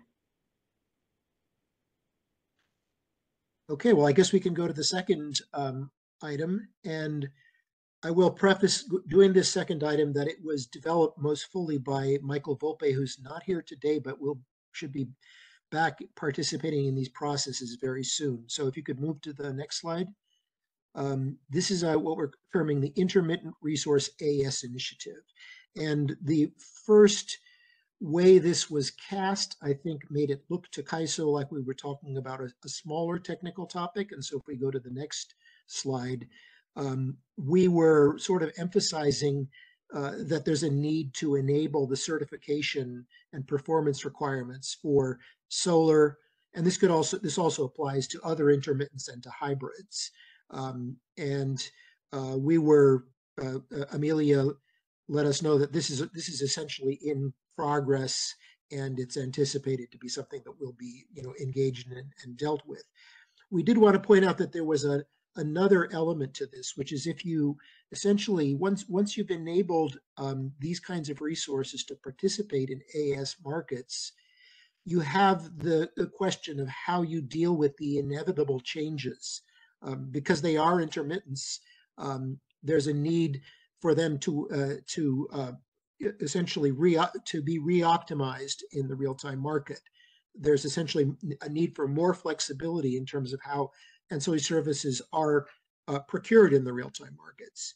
As it happens, this is going to be looked at simultaneously with the hopefully a world of imbalance reserves being released into the real-time energy market that could potentially also be used for incremental AES. And so there's a real opportunity, I think, in the post-EDAM-DAME world to look at the re-optimization of the entire market, not just the energy market, in real time. Essentially, the bullets are indicating that we would imply not just the idea of real-time AES re-optimization, but almost certainly you would have to do locational procurement of ancillary services rather than zonal, because you'd be having to directly offset ancillary service either buyback or awards against energy awards.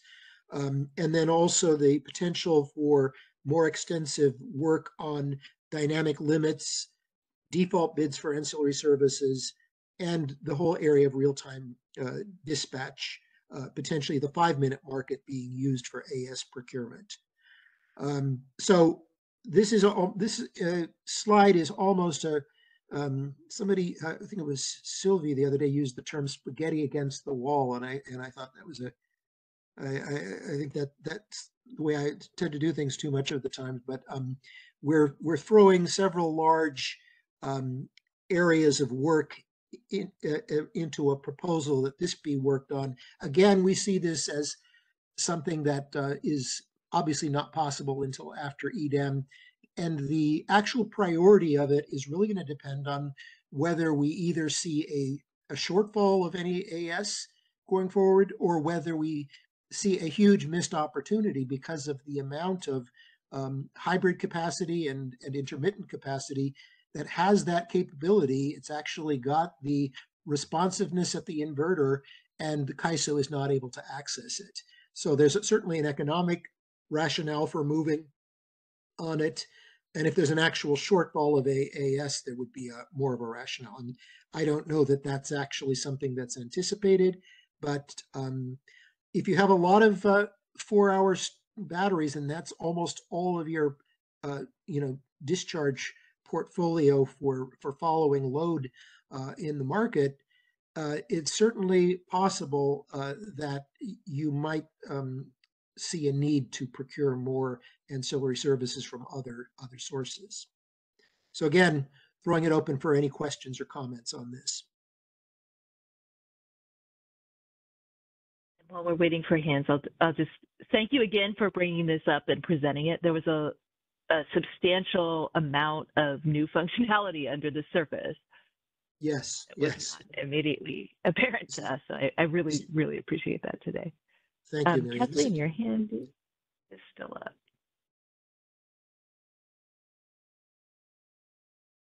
But Kathleen's hand went down. There you go. So just tie this back again to the presentation that SCE made. Yes, indeed. Thank you. That's also a very valid connection here. Yeah.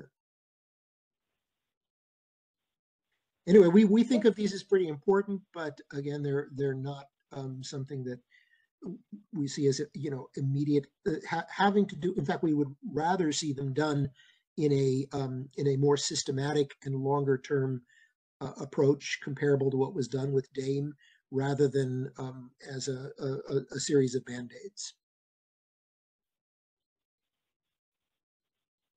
Yeah, and I thank you for that recommendation. I think as our ancillary service procurement in the market has changed over time as the fleet has changed.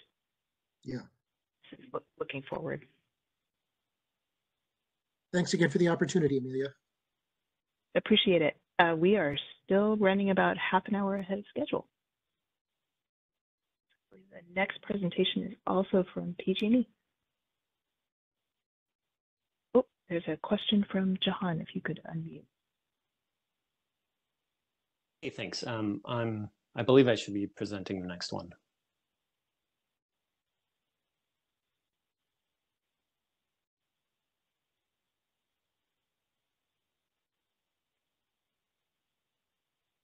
If you would move to the next slide.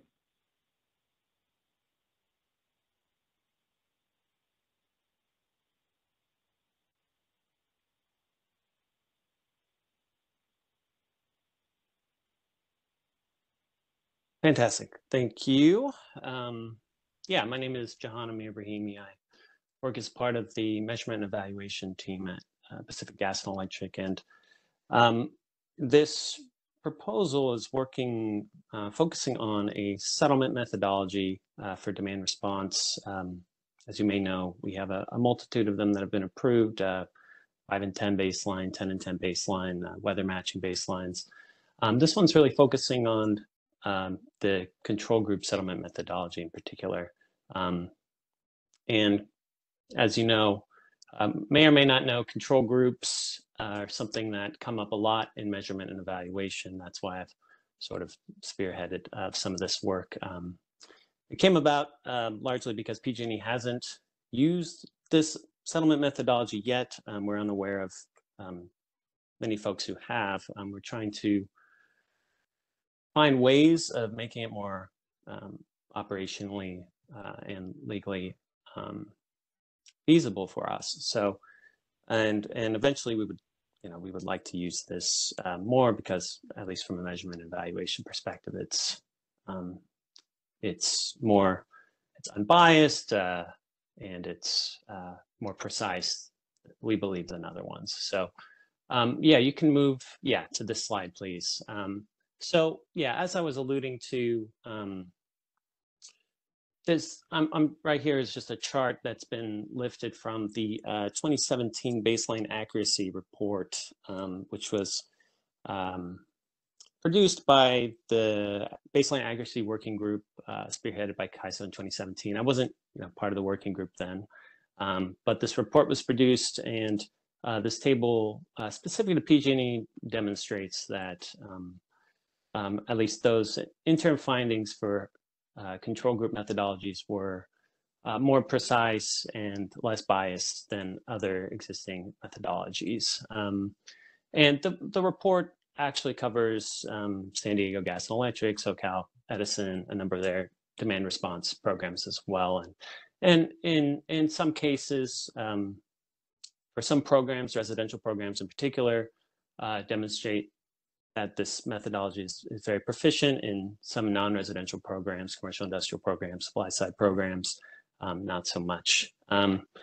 So right here, this proposal is really tackling some of the issues that PG&E has observed in the control group methodology in particular, in hopes to make it at least allow us to be able to utilize it, and hopefully other stakeholders as well. Next slide, please. So, and it looks like the title didn't come up. The first issue is surrounding registration requirements. And it's interesting because registration is largely required for all demand response participants and those customers who are enrolled in demand response programs.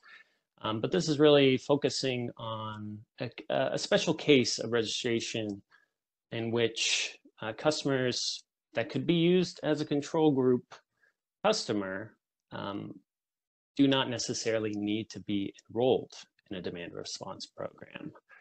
So, and just to remind us all, there are a couple ways of developing control groups.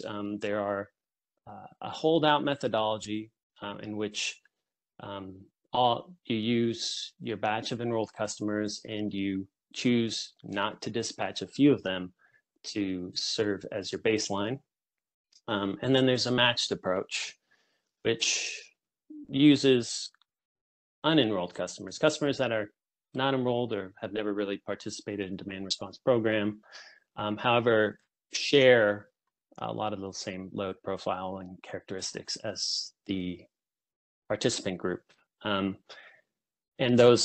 they ultimately end up generating the baseline. So as the tariff and business practice manual have described, the methodology, it looks like registration is regardless whether or not the customers are enrolled in a demand response program. And in the case that customers are not enrolled in a demand response program, we have a number, we face, and IOUs in general face a number of legal and operational barriers for registering these customers. One is that we aren't necessarily allowed to disclose personally identifiable information to CAISO without express consent for these customers.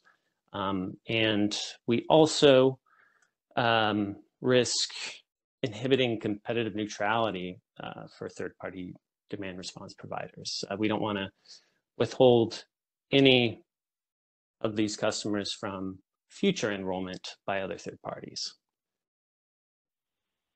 So next slide, please. So I think as we start to discuss what could be modified, a big thing is really clarifying within the tariff and the business practice manual, differentiating the differences between holdout and match control groups, how they should be generated. And here on this slide, just for folks' awareness, I also provide that distinction very clearly here, in which, as I mentioned before, the holdout group on the left, the figure is a condition in which we're using demand response participants or enrollees, and that these customers are randomly withheld from dispatch during the event season. And apologize if this is, completely known. I'm not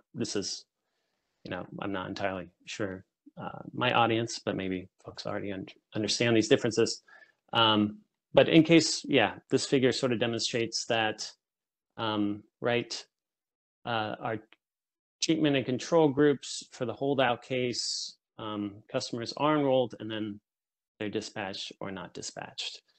And in the case in which they're not dispatched, that's sort of the control group baseline that's used in this methodology. This is the counterfactual that which decides what the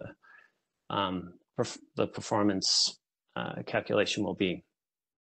But there's this other method, the matched control group method, in which sort of they're distinctly treated as separated entities, right? The treatment group is fully enrolled customers that are dispatched on a, every event, most cases. And in the case of a control group, they are completely unenrolled. They're not interfacing with demand response, and they're never dispatched, and they're sort of treated completely isolated.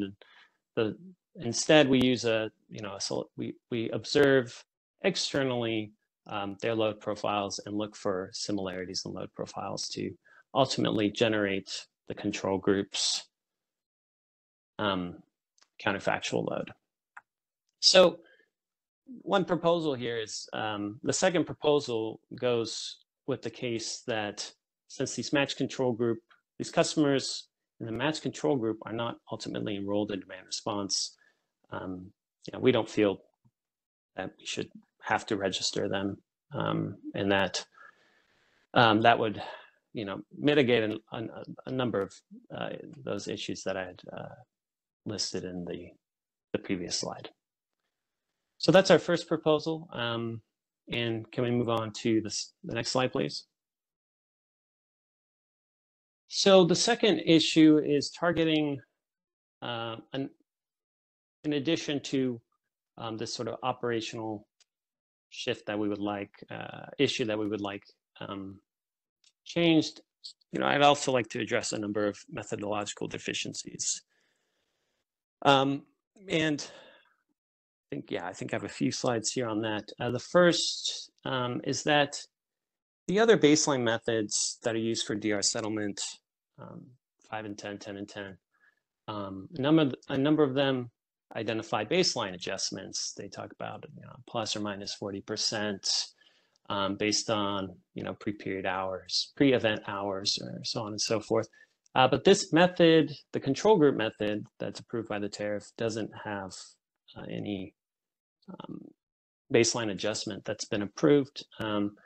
And I did want to bring out that because there isn't a baseline adjustment, there tends to be bias or pre-existing differences that can be carried out within the performance calculation. And these two graphs are sort of getting at what this is a fictitious graph of customer load response, or an average customer load response for a given DR program. But it's trying to demonstrate that on the left we can demonstrate that yes, we can observe a load response using a group of control group customers, but on the right there are many cases in which there are pre-existing differences in their load profiles. The control group and the treatment group load profiles are not equivalent, and that difference can be carried through the performance calculation, such that it's biasing it in one way or the other. So this is just an appeal to making things a little more accurate. Right now, as the methodology is defined, it's not. There can be an improvement to make things even more accurate than they currently are. Next slide, please. And it looks like this didn't. The little diagram didn't come out perfectly, but I can still explain it. So the second issue, a methodological issue that I like to bring up also, is around validation. So the control group, part of the methodology for DR settlement and using control groups is validating them, making sure that right, those differences between control and treatment groups are not drastically different, that they are valid for the use of our performance calculation and for settlement.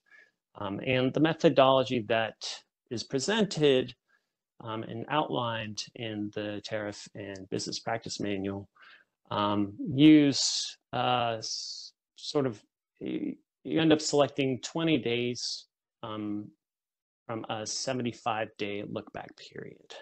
And these 20 days for comparing load have this sort of 30-day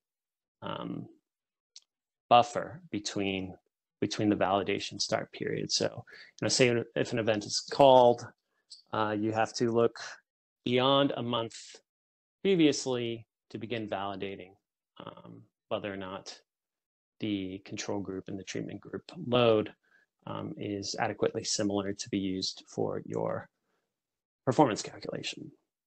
And so this is sort of I guess the concern here is this look back window doesn't really detail criteria extensively for the demand response event, right? You can sort of select any day you'd like, regardless of the event conditions in which a demand response event is called.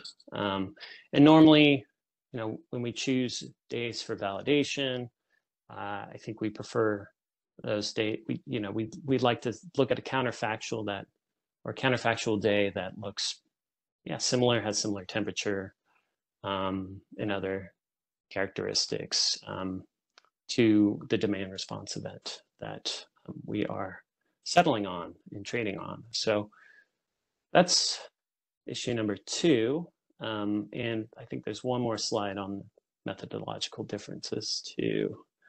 The third one is focusing, and this is very, very statistical. It's really just focusing on how the metrics we ultimately use to validate our control group when we're using control groups for settlement. There are 2 methods that are proposed within the tariff and the registration guide. And those are around mean percent error and coefficient of variation of the root mean squared error. And there are some shortcomings with using mean percent error when we have customer loads that are small, like close to 0, say maybe less than 5 kilowatts. And so this is something that I just wanted to bring up, is that if we are to use this methodology and use this methodology well, we should also explore other validation metrics. And the example I provided here between these 2 load profiles, when we're validating a control and treatment group, we want to make sure that on non-event days, that they are relatively similar. And these are showing, both of these cases are showing that the control and treatment group load profiles are different by about 0.1 kilowatts. But just the difference between the left and right, the difference is the same, but the scale of load, the baseline load, is actually different. And in the case of the left, you have that lower baseline load, and it actually demonstrates a larger mean percent error. And on the right, a larger baseline load is showing a smaller mean percent error. And this is something that's been, I think I cited a 2006 paper for this for further discussion, but this is something worth considering as an issue here. Next slide, please. So to address those 3 things, and I'd address them all in one slide with a lot of text, apologize, no more figures here, but the way to address these 3 things, the first is to allow a baseline adjustment. And I proposed what I call a 10 and 10 load baseline adjustment. And this is essentially calculating, you know, we're taking, it's a closer look back period of 45 calendar days prior to the trading day. And we're selecting 10 days, which was the highest load aside from that actual trading day, right? And this is the same sort of baseline methodology that we use for 10 and 10 baseline. So it's you know, very simple, and this is largely pulling from the paragraph in the tariff. But instead of using that 10 and 10 baseline as the only counterfactual, we would use it as a means of adjustment. We would pull that baseline for both the treatment group, calculate it for both the treatment group, calculate it for the control group, and then we could actually divide them together to create this ratio. It's an adjustment factor, much like and you might get 40% or 1.5 or whatever the result. That's going to end up being your adjustment factor, which is rooted in event line conditions, and that could be the scalar you end up using to correct your performance calculation that currently, as the tariff has described, isn't available to us. And then the second thing, right, when we're validating, we shouldn't be using this long 75-day look back period. I think we should just focus on the days that have been used for this baseline adjustment, those 10 and 10 days that are the hottest days, or the similar days as when the DR event was called. And then I also propose here that we should expand the list of eligible validation metrics, right? I think the metrics we have are bad, but I think in cases there should be additional metrics that have been proposed and approved by CAISO, and then DR providers could be able to select from them. Some alternatives here that I've listed are relative mean absolute error, mean absolute scaled error, standard deviation, adjusted mean absolute error, just to name a few. So yeah, I think that's, next slide, I think that's it. Oh, sorry, and this is probably the most important thing. I don't want to miss this. Impact, why does this matter? So more accurate, accessible, clearer information about DR performance, right? Not only is it good for getting our payments correct, but I think it's also good to rely on this tool, this methodology, to see how well customers can perform. If you're using demand response providers are relying on settlement calculations primarily to gauge their own performance for their services, I think this is a great way to improve on that. Again, number two, definitely prevents complications for stakeholders with dual enrollment between load serving entities and third-party DRPs, IOUs and third-party DRPs. I want to remove those dual enrollment conflicts that we're currently concerned about. And then three is improve confidence or reliability and predictability of the market incentives for these services. So yeah, those are the three I named here. Next slide. Yeah, and that's all. Any questions? While we're waiting for questions, I'll just, tremendous thank you for presenting today. Apologies both for any issues with converting the slides. And also like to point out that there was, and I would believe it was my error in not inviting you to an earlier session on demand response. So there have been a number of other stakeholder proposed initiatives on demand response. And I appreciate your reaction to one of those in particular, which was a proposal from a group of currently participating WEIM entities who pointed out that in their view, the current allowable baseline methodologies were not representative of the kind of demand response resources that they were bringing into or currently have in their fleets. And their proposal, which they worked on and revised as a group, was that the process for creating these baselines be moved out of the tariff and into the BPM process, which would be a little bit more flexible.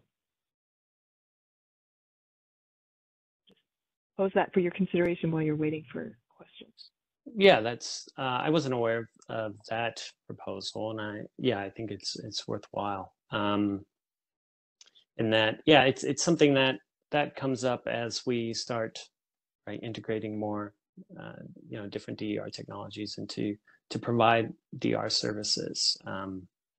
Do our existing baseline methodologies, are they accurate? Are they accurately capturing these different technology types? And flexibility and a streamlined approach to integrating those, I think is worthwhile. But I speak personally. I'm not sure if PG&E has reviewed or approved or disapproves of this proposal. I'll have to read further. Thank you. A link to that is available in the same location on the CAISO website as today's presentation. So if you go to the catalog and roadmap process. Okay, awesome, thank you. Working group. Yeah, thank you. Are there any questions?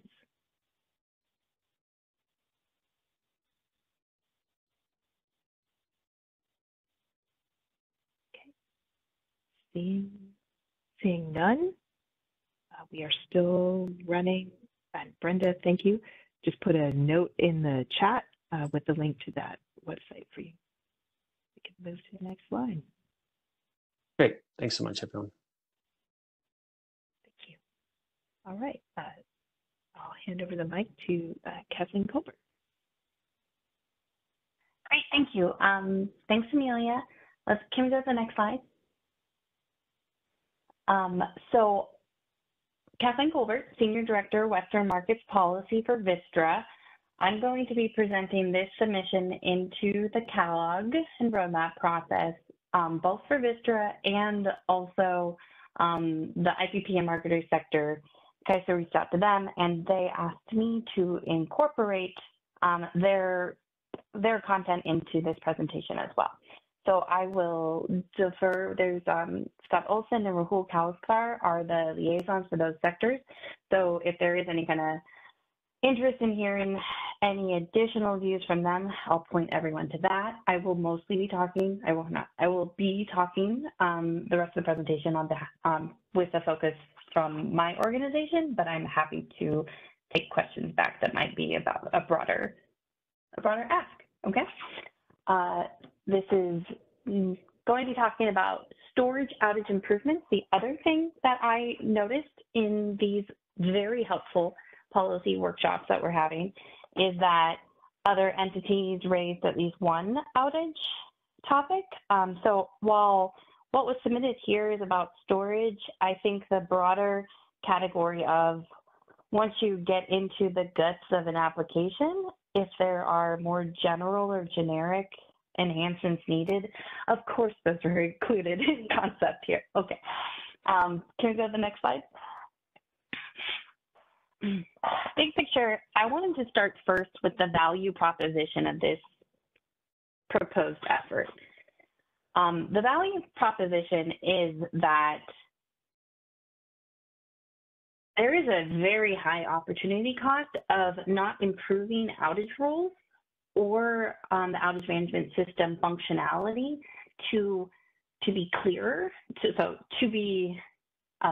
of not improving those rules to make sure that they exist first, that they are clear, that they are being followed consistently, and that the application itself isn't limiting the ability to provide that information. in an efficient way so that it gets to the market as quickly as possible. The opportunity cost of that is that challenges with outages can directly lead to reliability risks. And if there is an inaccuracy and the actual capability of assets and assets within our fleet, especially during a stressed day, it can trigger a reliability event, or it could, let's say, it could contribute to triggering a reliability event, and the value of lost load is exceptionally high. So I wanted to start with this because I wanted to call the elephant in the room out. We know that changes to the outage management system are difficult. We understand that they are costly for whatever reason, but I'm really imploring the CAISO to consider that the opportunity cost of seeing the fact that it is difficult to make changes to that system as something to deprioritize improving outages. There's really a very high cost on the load side if it does result in a reliability event. To put a few broad strokes on that, we acknowledge that during periods of light loads, ample supply, that either not having outage rules, not having clear outage rules, or having clunkiness and inefficiencies in the application itself, it's probably not going to cause a reliability event, and we'll be able to manage around that from a grid operations perspective because we have light loads and lots of supply. However, during tight system condition days, these policy gaps and/or performance limitations really truly can create unforeseen risks that negatively impact system reliability. I appreciated that Todd from PG&E earlier was talking about how on the days that we've had EEAs or really high challenges in the CAISO BAA, they've been fairly narrow margins. And so I also want to touch point back to that in light of this conversation of we really do think the margin of error on those days is very tight. And so that is why we connected back to there is a true cost of not moving forward with this. The proposed scope here ideally would allow resources to be better managed more effectively every day, but definitely on those stress days. It should provide efficiencies and reliability benefits to both plant operators as well as to CAISO's system operators. While many issues that I'm going to focus on are storage, co-located, or hybrid gaps, that is because that's the lens upon which we have been facing these challenges as we've been bringing on large sizes of standalone storage. Also, as we've been evaluating co-located and hybrid opportunities, this has been front of mind. That said, I really appreciated, I believe it was BPA, I think I linked to it, BPA that provided the request for some other outage management system improvements that were more general. And so I want to just give space to that and say I'm not, I support that generally. This is focused on storage because that's top of mind for Vistra. Next slide. So just to summarize quickly, and then I'll go through one slide for each of these things. There's 3 general categories that I am hopeful would be taken up in an initiative. The first one is that there really is no tariff level outage reporting requirement for these new technologies, standalone, co-located, or hybrid resources. The second broad category is that just because there's no requirement, it doesn't mean that folks are not submitting outages, but the nature of work types that are available are truly designed for conventional generating units, and storage's outage types are different. And so there may be confusion. I believe there's confusion about which nature of work type to use in what instances, but there's also just not a great clarity, I think, on the CAISO side of what's physically happening at the plant causing these outages.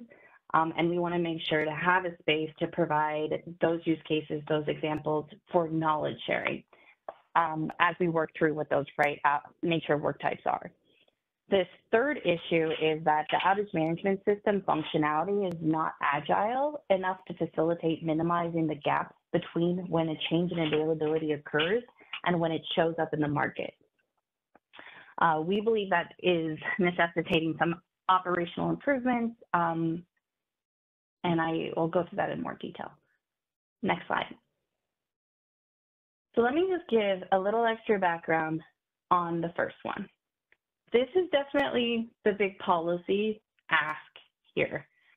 The big policy ask here is that there's an issue that our tariff under the forced outage rules does not have rules for non-generating resources, co-located resources, or hybrid resources. I'm snipped a little bit of some of the definitions out of Appendix A for our tariff on what is a generating unit. In orange here on the left, what is an eligible intermittent resource in green on the right. Non-generated resource, I use that for simplicity, but there's also co-located and hybrids that are defined terms as well. These big not equal signs are hopefully driving the point, and I'm not going to read to you these definitions, but driving home the point that a non-generated resource is a defined term. It is not a subset of a generating unit under the CAISO's definition. Neither is it a subset of an eligible intermittent resource. These things are not equal. If you do not have a provision calling out non-generated resources, but you have provisions that only apply obligations onto these three generating units, resource-specific system resources, or eligible intermittent resources, you do not have a clear tariff obligation for outage reporting. These sections, not only do they generally apply to both 9.3.10.3 is about advanced notifications of outages to CAISO. It has thresholds. So there is so just to kind of break this down, it's for advanced reporting only of changes in availability on the maximum output capability, not on changes of availability for any kind of minimum output or load max, or for stated charge, which would be the min or max energy values that are registered in master file for an NGR. For both the generating unit or resource-specific system resources obligation or the eligible intermittent resource, they both focus only on maximum output, and they specifically call out those defined terms. On the tariff for 9.3.10.3.1, that's when you're not able to give advance notice, and it goes into when you can't, what are the obligations for providing in what time frame and for what threshold level. So when your change in availability exceeds a certain level, so for example, for a generating unit, if there's a change in maximum output capability of at least 10 megawatts or 5% of the PMAX, it needs to be reported within 60 minutes if that outage is going to occur for 15 minutes or longer. All of these things are elements of a outage reporting requirement. Within what time frame does it need to be reported? What is the threshold upon which it needs to be reported?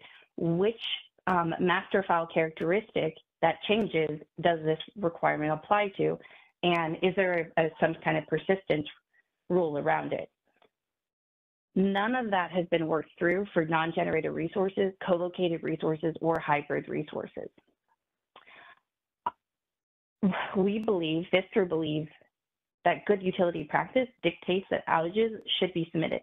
However, without the tariff reporting requirements and the guidelines associated with having a stakeholder process where we go through these outages and the CAISO can propose these individual elements that are required for these three new types of resources, we're also very concerned that outages are being reported inconsistently.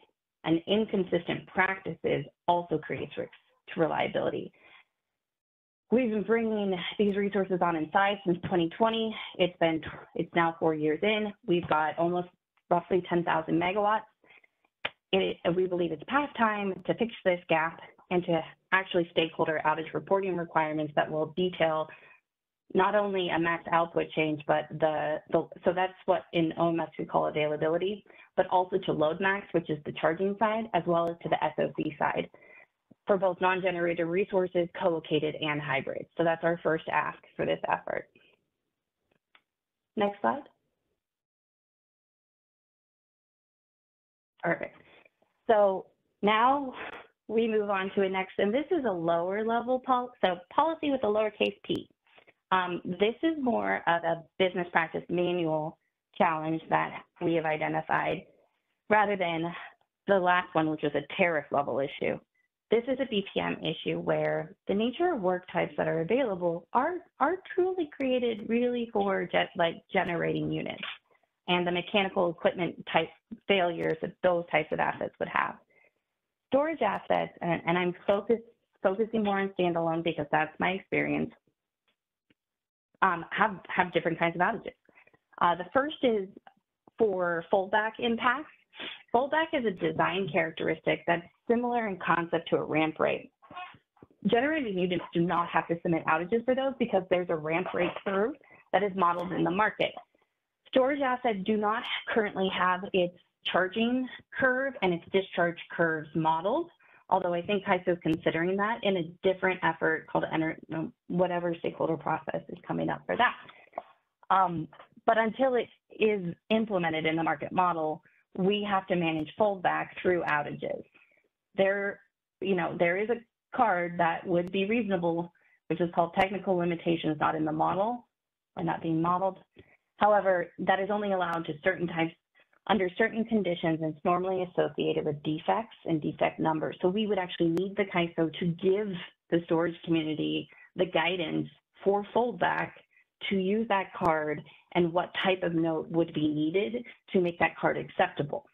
Otherwise, we now have to use a plant trouble card, which is not as good representation of this, but there's no other card available.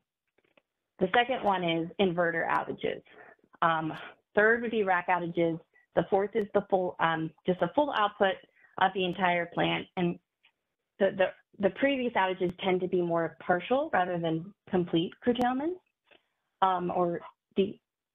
and the full output is for an array of reasons. There's an appendix that I included. I actually did a very small summary of how I would define these. I'm hoping in the stakeholder process that we can go through those definitions and provide better examples in much more detail. In addition to these examples, there are different types of outages that co-located or hybrid resources would need to take that are specific to those configurations. Since I do not own or operate one of those at this point in time, I did not want to summarize or define those, but I believe that that is something that we are, as a community, intentional and expecting to do if a stakeholder process is held. But the co-located and hybrid examples would also be built out, and we would also be able to provide clarity on which outage cards would be needed for that. So in this effort, I hope to discuss outage causes for these new technologies, knowledge share with the CAISO and other stakeholders who don't operate these assets. A part of this could be identifying that maybe an existing nature of work card is decent enough to use, as long as we add to the BPM in the definition for that nature of work, kind of the storage cause that fits with it. That's going to help give clarity for when that outage occurs for a new storage operator to know exactly which is the card they're supposed to use for their specific type, even though the name of that nature of work might not make any sense to them. The second option would be to say, okay, these really don't, the names of these nature of works really don't sync up with these types of outages, and maybe we need another card type for these new technologies. That is incredibly expensive. I understand that. So that's why I lead with, at a minimum, adding to the definitions the description for the storage issue so that the storage operator can tie it back to the name that may not make sense. The other issue that is very cumbersome for bringing on new resources is that the test energy card does not allow changes in your load max side, even when you need to test the PMIN side in order to go through your final commissioning. My understanding is this is a pain in the neck for everyone involved, both on the plant operations side and frankly the CAISO side. The outage card has to be submitted as if it's a change to the PMAX, and you have to put in the notes that it is actually on the charging side, and then you have to call and get an operator on the phone to triple confirm they understand what is actually going to happen when you test, and get that approved verbally, because there's no way to communicate it accurately because the card does not allow a load max adjustment. So that's one that I know has caused a lot of difficulties in operations. I mean, honestly, the fear is if that were to slide past and not be understood by operators, that you could cause some unintended consequence that we deeply want to avoid doing, right? So clear communications are key. Next slide. I will wrap up and promise you I am not reading these requests, but I am going to share that in addition to these policy with a capital P tariff gaps, policy with a lowercase p, BPM clarifications, there's also just very practical implementation aspects where collectively we've identified that there are limitations to the outage management system that are delaying outages from forced outages from being approved, limiting flexibility in submitting those outage cards to make sure that they're in place timely and accurately for the cause type, because there are definitely instances in which there are multiple types of outages occurring at the same time. So to reflect the cascading impact on your unit through overlapping outage cards is something that is preferred. So we have confidence we are accurately reporting those impacts. There are other issues that have been raised to me that talk about just straight up confusion around using OMS, where you maybe think you have submitted the outage appropriately, but it is not porting all the information over. So perhaps you have gone fully out of service on your availability and but it's not applying to a different tab within OMS. Folks want a simple check to reflect, to make sure that when you say I'm unavailable, you are truly unavailable across the entire asset. These are pretty, I know these are vanilla, but these are actually causing complications with outage reporting that if these if these enhancements could be made, will facilitate faster and more consistent outage submissions by mitigating risks like human error, system error, that is worth making, given that folks have identified that these have caused issues and inaccuracy with outage cards being accepted and reflected in the market. I have one final slide, which is a wrap up, and I thought I'd stop here and just see if there are any clarifying questions on these problem statements before I wrap up with my final ask.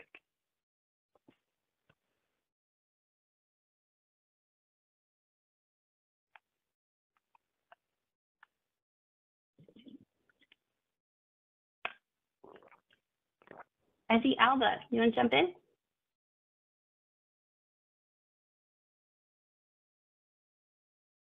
Yes, just deepest thanks, Kathleen, for distilling. This is like a year or more than a year's worth of thinking you've been doing on this, and really to see it in this concise and rich form is really, really helpful, and I hope it will lead to changes.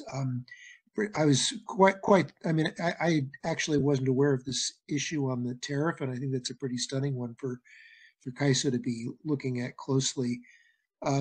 One thing I was wondering about is what you saw as the operational consequence of a fold back card. What would you be assuming would happen in the market if somebody put a card in which just simply is really describing something that could happen anytime?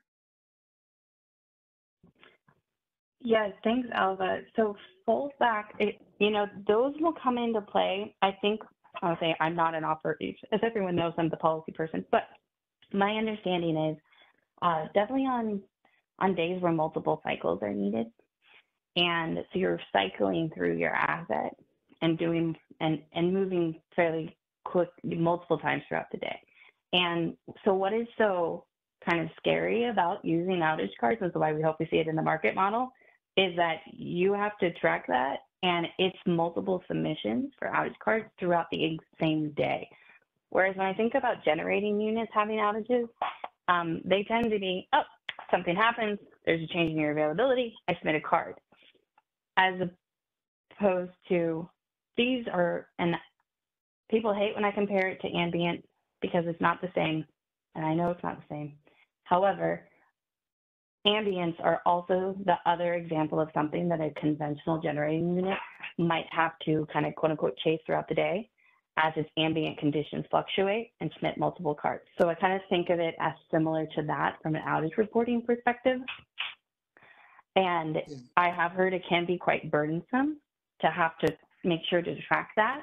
But when the cards are submitted, it's a function of where your state of charge is, but it changes your availability output or your load max output, depending on which side of the state of charge you're in those outer bounds of. Does that So answer the question? Yeah, I think so. You'd basically be putting in for some period of hours a limitation on max output or max charging, and the justification would be the risk of fallback, although it's not actually an ambient, it acts just like an ambient in that it restricts the operating range of the battery.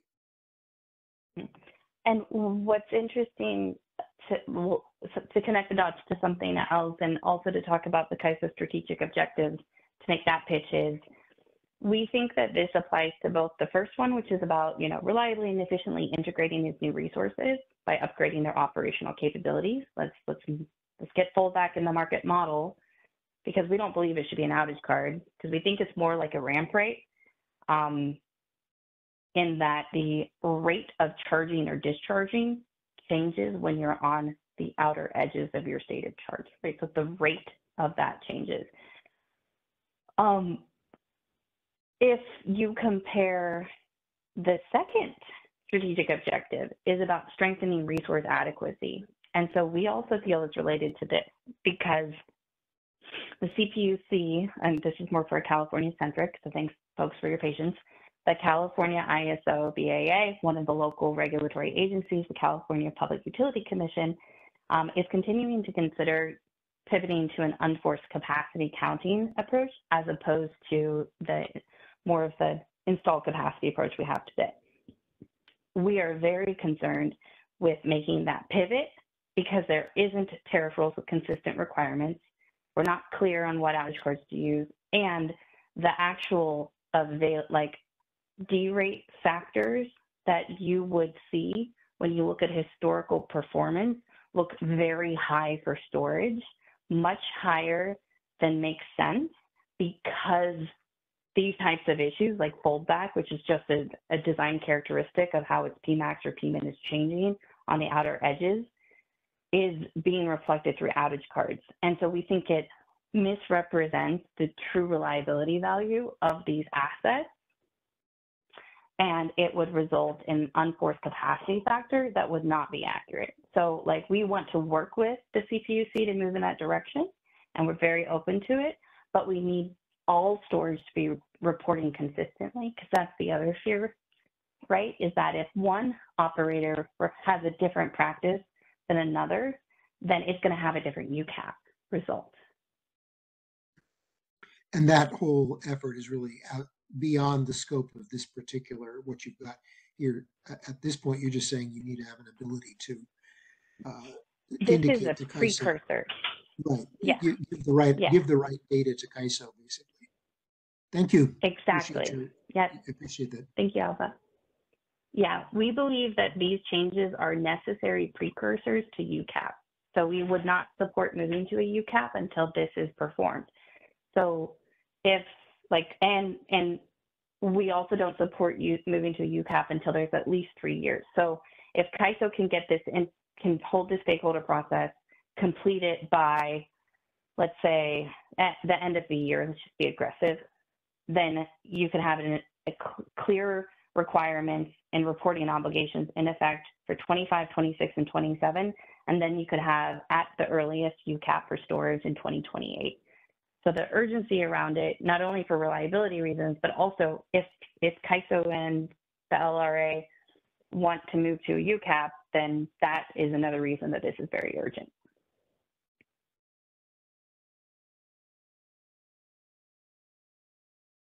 Any other questions? The note looping back to a couple things you said earlier. There was another discussion about outages at, I believe, the second working group that had to do with outages submitted in the WEIM, and management of those was obviously a BA function, and getting them reflected accurately in the WEIM market. And the second thing I wanted to loop back to was the discussion on foldback. The foldback was raised by, and I don't remember off the top of my head how many and exactly who, but by several market participants.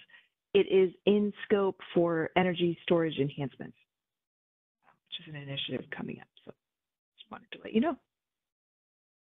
Thanks, Amelia. I appreciate that. We could talk about this hopefully if there is a stakeholder process, but to bridge between now and when that is hopefully in effect, if that technical limitation is not modeled could be made available, is, that's one of the asks in this effort. Can we go to the next slide just so I can close out and then open up for any remaining questions? So the scope we're asking for is outage improvements, adopt an outage reporting requirement for storage co-located hybrid resources that would include proposed thresholds for availability, load max, max energy, and min energy tabs to shore up that tariff gap that we see. The second is to ensure nature works used by these storage, storage loosely, storage co-located hybrid. Outage types are better representations of their causes. That can be done through clarifications in the DPM or new cards. Once we start having stakeholder discussions, we can figure out what makes sense. The third is to make sure that load max or the charging changes in availability actually can be reflected on cards that need it to be reflected, including the testing card. Fourth is to automate the manual processes that the grid operations and plant operations teams must perform. That's in that list of system improvements we're asking for. And then finally, to address concerns with delays in communicating the real-time physical capability, which is also in that list of 5 system improvements that we asked for on the prior slide. Any final questions, or I can.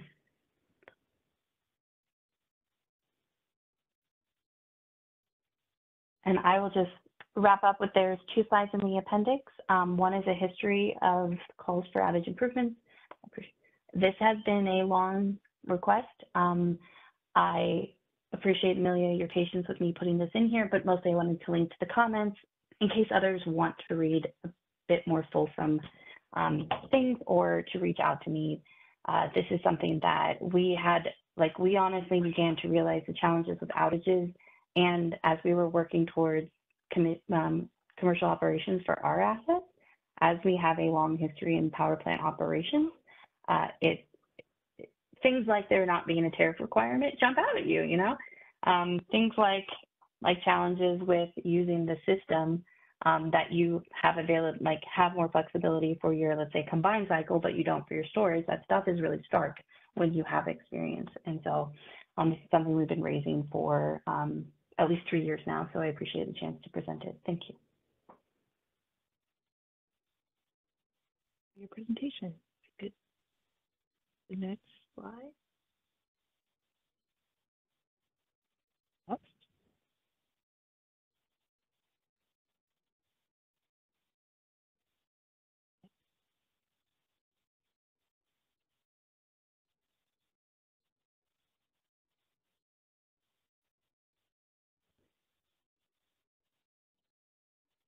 The next presentation is from Brian Baker. Next slide.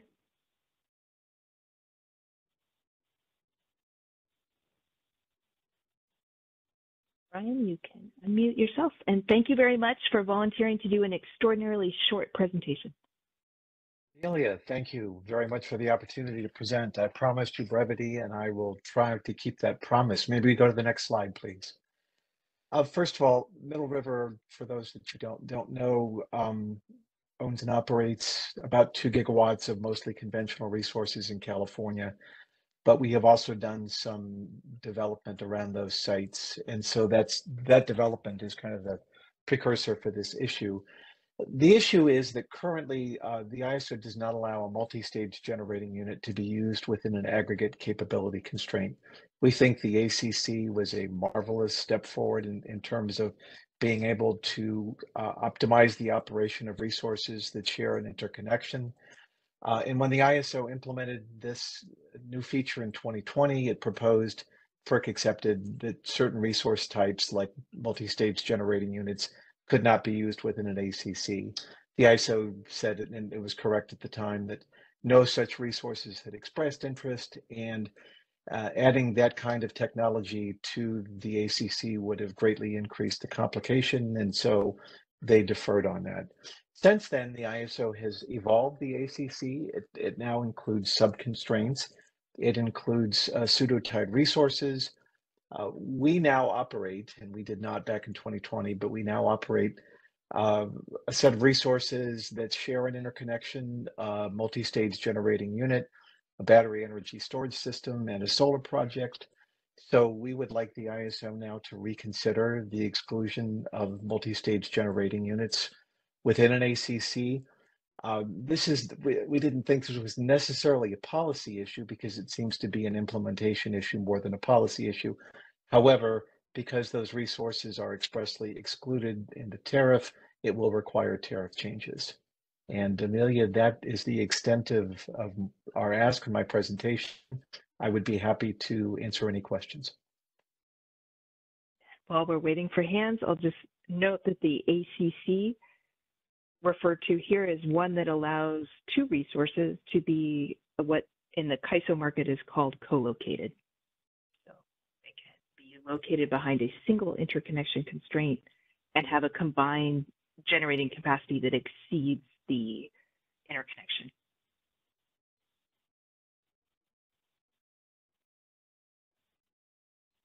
Alba, I see your hand is still raised. Yeah, just a quick question. How does an MSG how does the ACC recognize or how would an ACC recognize transitions in terms of how that would apply to the ACC? Alva, that's a great question that I can't possibly answer. If there's a ISO technical person on the call, I would please ask to defer that question to them. Okay, sure. I was just wondering, whether there might need to actually be some changes in the logic there. But thank you. I would assume that there would be because of the multi-stage nature of the MSG unit, but I'm at a loss to tell you exactly how that would be coded in order to allow for operation within the ACC. Thank you. It certainly seems like a promising direction to go at any rate. Thank you. You're welcome.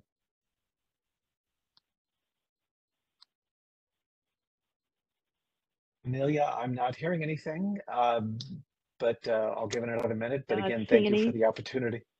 Yeah, thank you for the opportunity to present this. Hands. Thank you for presenting it.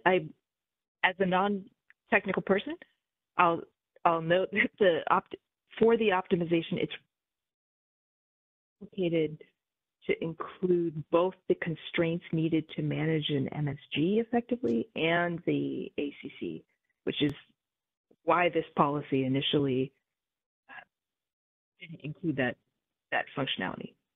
Doesn't mean that it's impossible, but it's, to Alva's point, a very good question. Understood. Thanks again. Thank you. We could go to the next slide. We are still running a little ahead of schedule. All right, and a presentation from NCPA.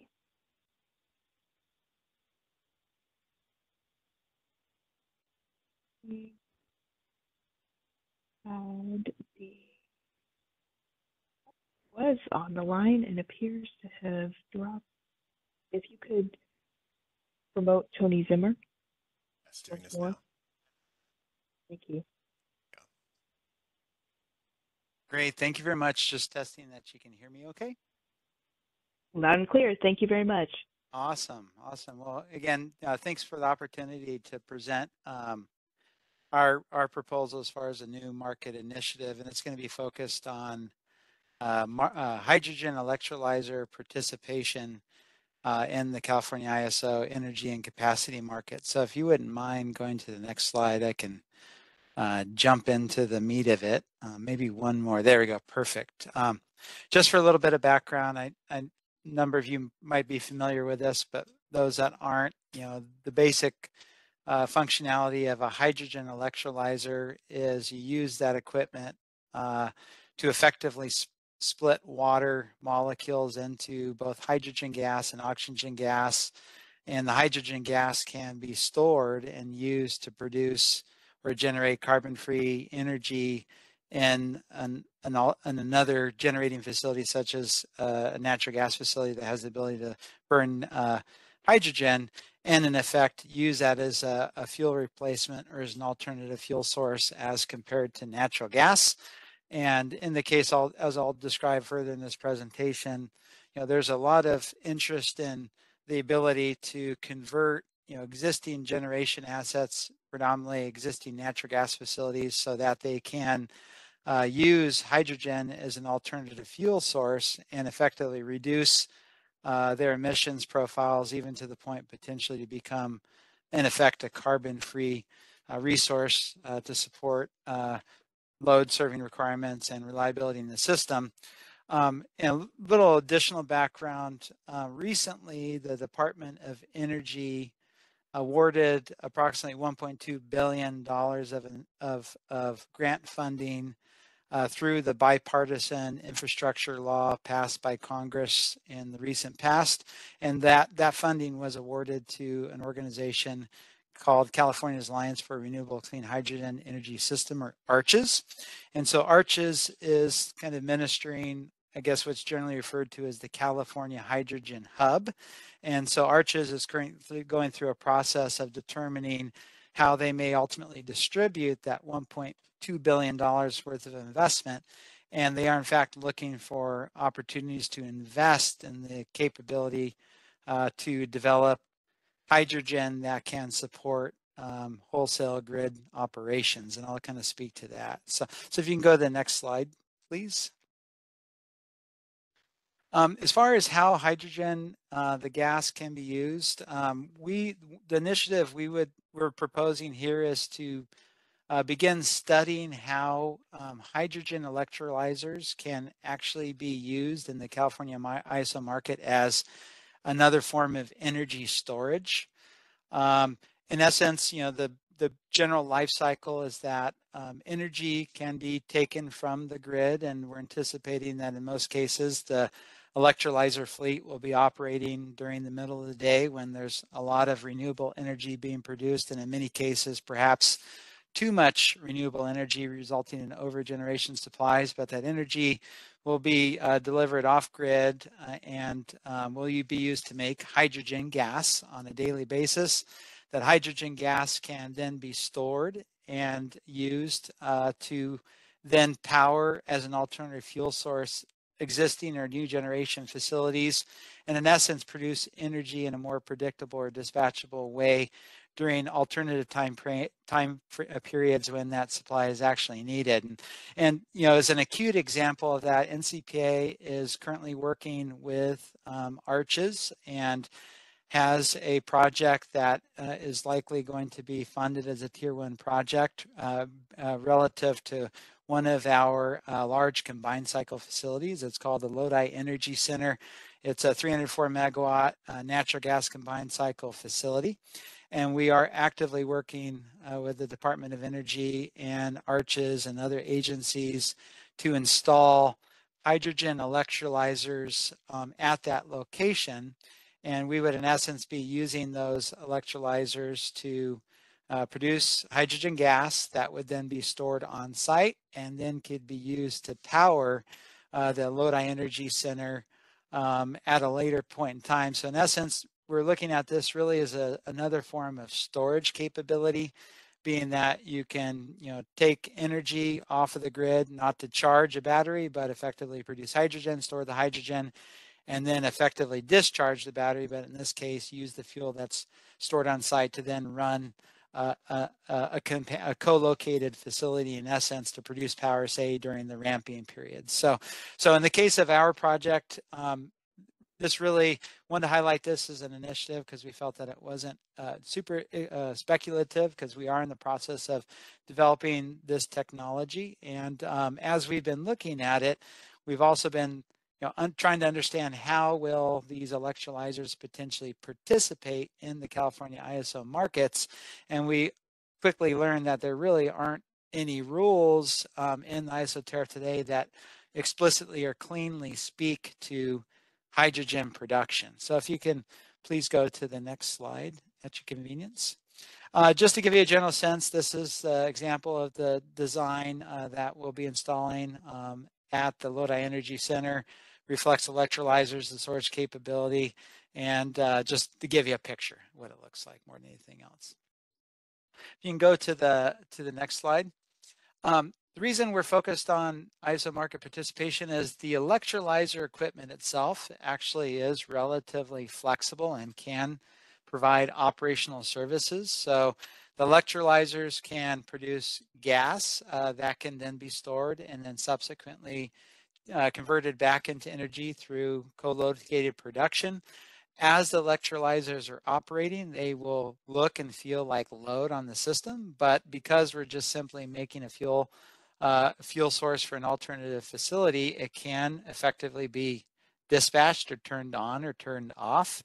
And so the facilities do have the capability, based on their operating characteristics, to provide certain types of operating reserves, including spinning reserves, non-spinning reserves, or even regulation services in certain operating segments based on the technology that we're looking at, and also have the ability to effectively store energy similar to a battery energy storage system that can then be used to support grid operations, later in time, later that day in most instances.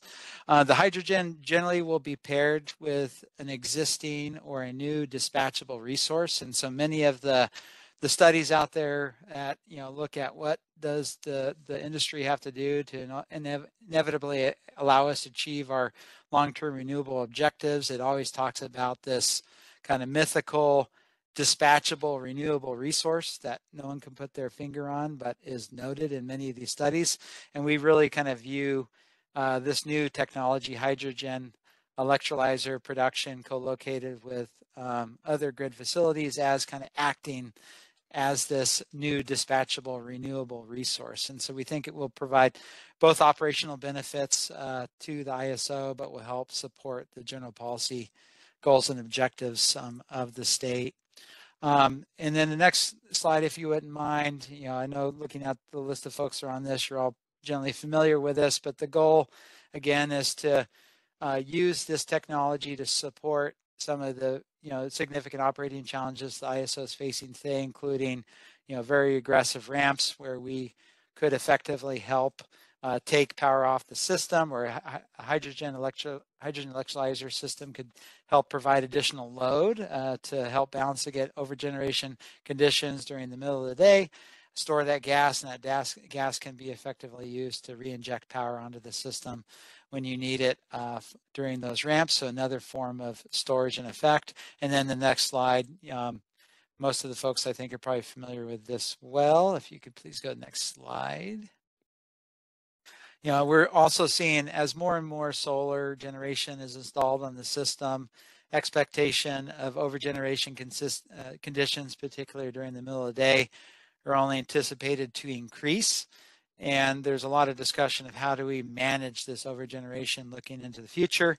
Obviously, battery energy storage technology is one potential solution to that, but also utilizing hydrogen electrolyzer technology, where those hydrogen electrolyzers in effect create load on the system or act as if they're charging on the system, and can be used to effectively transfer energy that's being produced by units that are not dispatchable into later parts of the day that serve operating needs of the system. So So if you can please go to the next slide. And so really the gist of the request we submitted to the ISO is, again, understanding some of the unique operating characteristics of how hydrogen electrolyzers function, the fact that they'll in many cases be likely co-located or work in conjunction with existing generation facilities.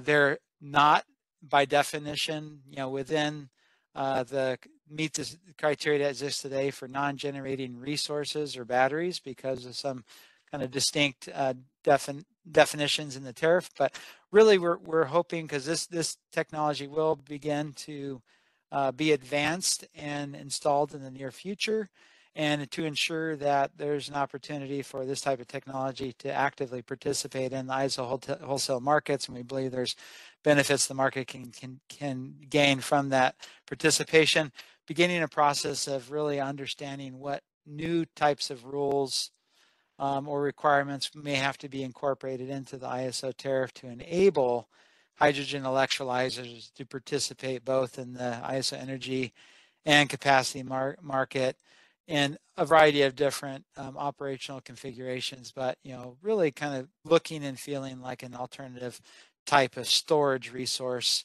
that really doesn't exist today, but will likely become more predominant in the future. So that's our request, is to begin the process to start anticipating those requirements and to enable a clear path for market participation in the future. So I'll stop there and happy to answer any questions that you might have. And pending such, I think that concludes my presentation. Thank you. While we're waiting for hands, I'll just note two things. One is there was a presentation in the first working group from the California Department of Water Resources on including their pump load as a participating load and allowing that load bidding in real time, which may be of interest to you. Also the long duration energy storage, but I see Alva's hand. Alva, make that link. Well, the link I was going to make was exactly what you said about the pumps, is that it seems like the electrolyzer is like a participating load, essentially, with some capabilities and a lot of flexibility that don't exist perhaps in existing participating loads. But it sounds like an exciting direction to go in. But I wouldn't necessarily characterize it as storage in the sense of having both charge and discharge, because you've completely separated out the discharge part as essentially you're creating fuel for a clean fuel for what's almost a conventional thermal resource. Is that right, or am I missing it? Yeah, I think I appreciate those comments, and I agree. It does, really act and feel similar to a kind of a participating load or a pump load that has the ability to be dispatched and respond to price signals.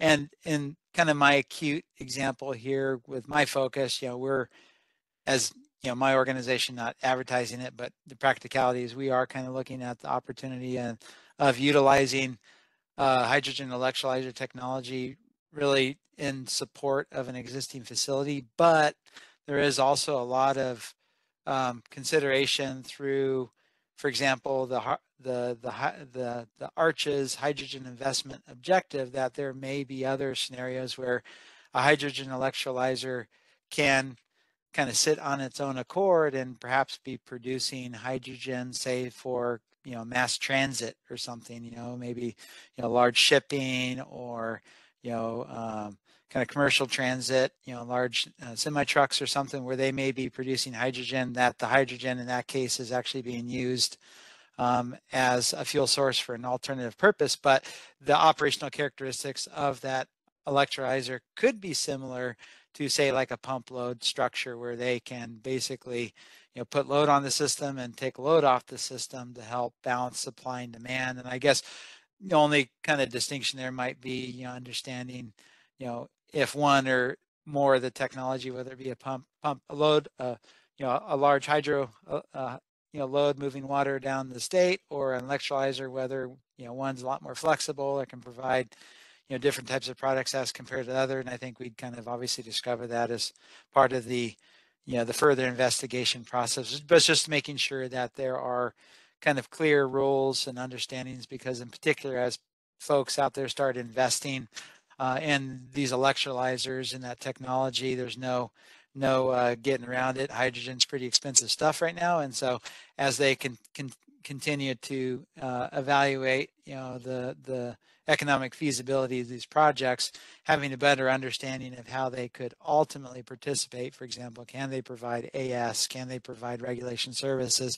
Can they provide, other types of products that will help them better understand the ultimate value proposition and support the willingness to continue investing in that technology? And asking Kathleen's question, what do you think is the urgency of getting this market model up and running? I think the urgency is more a function of that level of transparency, because looking at some of the funding that's out there, as I noted, through some of those acts of Congress, there's a significant amount of dollars that will likely be allocated in the relative near future to various viable projects. And as part of that consideration, while they understand that, this facility may not be built for 2 years from now, but the investments in those facilities will have to be made very soon. And so to help provide some level of confidence in how those investments will ultimately be made and how the facilities that will be built as a result of investments will actually operate, understanding or having a clear sense of how electrolyzers may operate in the market sooner than later may create further momentum and incentives for people, for the state, to make those investments, because they can clearly say, okay, if we build this electrolyzer and we bring it online in 3 years, when it gets there, here's how it's likely going to participate. Whereas the alternative is, we're going to build this electrolyzer, and in 3 years, then we'll figure out how it can participate and schedule in the market. And at that time, that may create certain anxiety as to not being able to predict that. So I think having some level of confidence as to what type of products and capabilities this type of technology will have in engaging in the market will help encourage those investments that, by the nature of them, they're going to take 2-3 years to likely get on board, but that will help kind of spur that investment, if that makes sense. It's like design and commitment, but not necessarily implementation in the next 2 or 3 years. Yeah, I agree. I think it's more of a designing the overarching rules and not necessarily having to build the software yet, but at least establishing the general framework for it can participate in the energy market, it can provide AS if it meets these qualifications, and so on and so forth. But recognizing that it may not ultimately, that policy may not be implemented for some time, because we know the ISO is working on a number of other very high profile and high, significant priorities in the near term. So that's my sense, is just establishing the general policy and framework is, I think, the key first step. Thank you very much. No, thank you.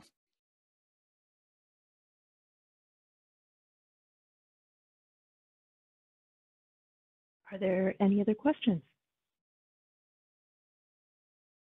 So with that, thank you very much for your presentation. Thank you. Appreciate the opportunity. To the last presentation of today, which I believe is from TerraGen. Move to the next slide.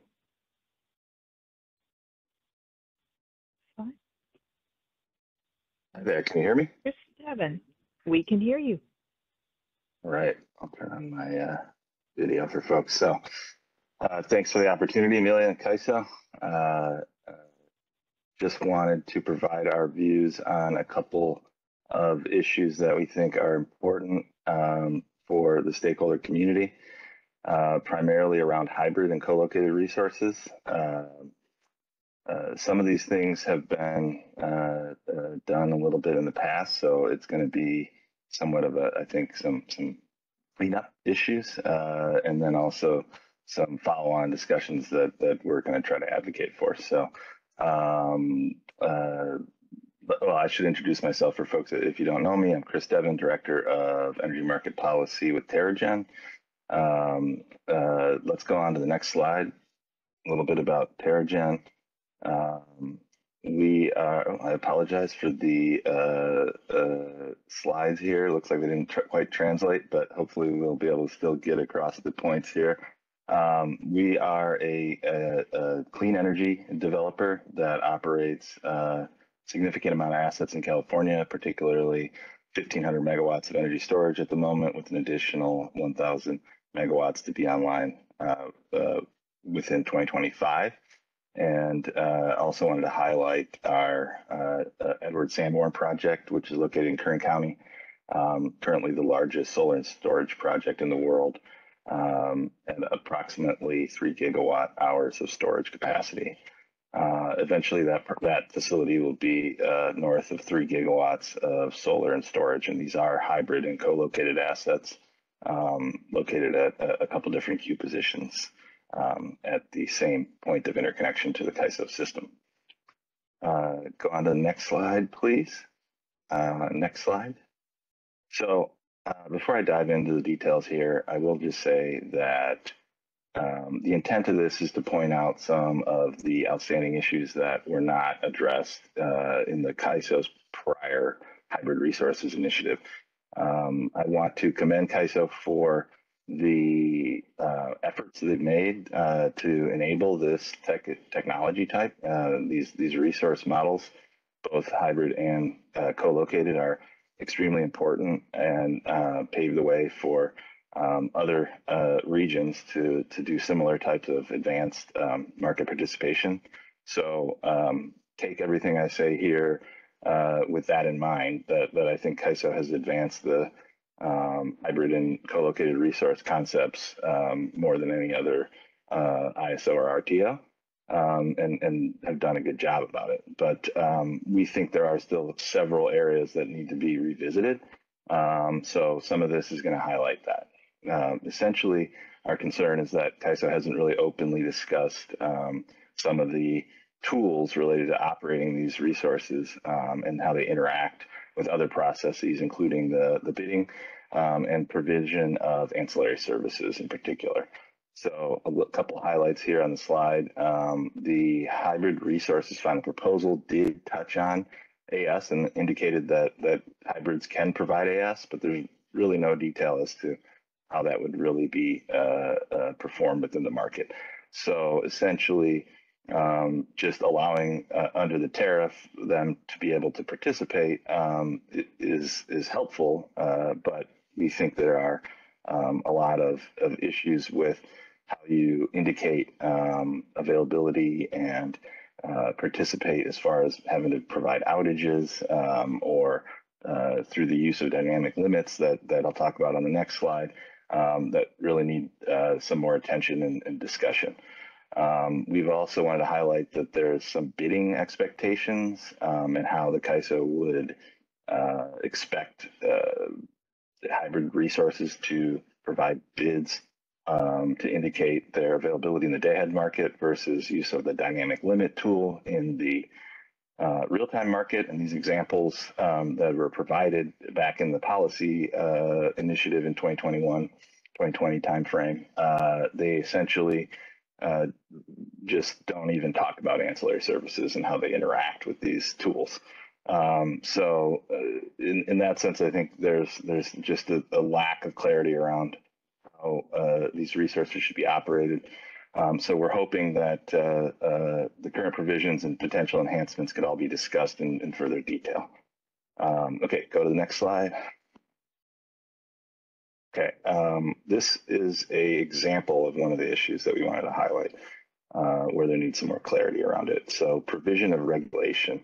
When hybrid resources are providing AS, they're not supposed to be using dynamic limits to signify their availability. CAISO has somewhat done some piecemeal policy on this with their operations folks asking for outages at first and then dynamic limits and then outages again. So basically sporadic guidance to different SCs on how they should utilize these tools for indicating how much hybrid resources can actually provide. These ancillary services have cause some confusion.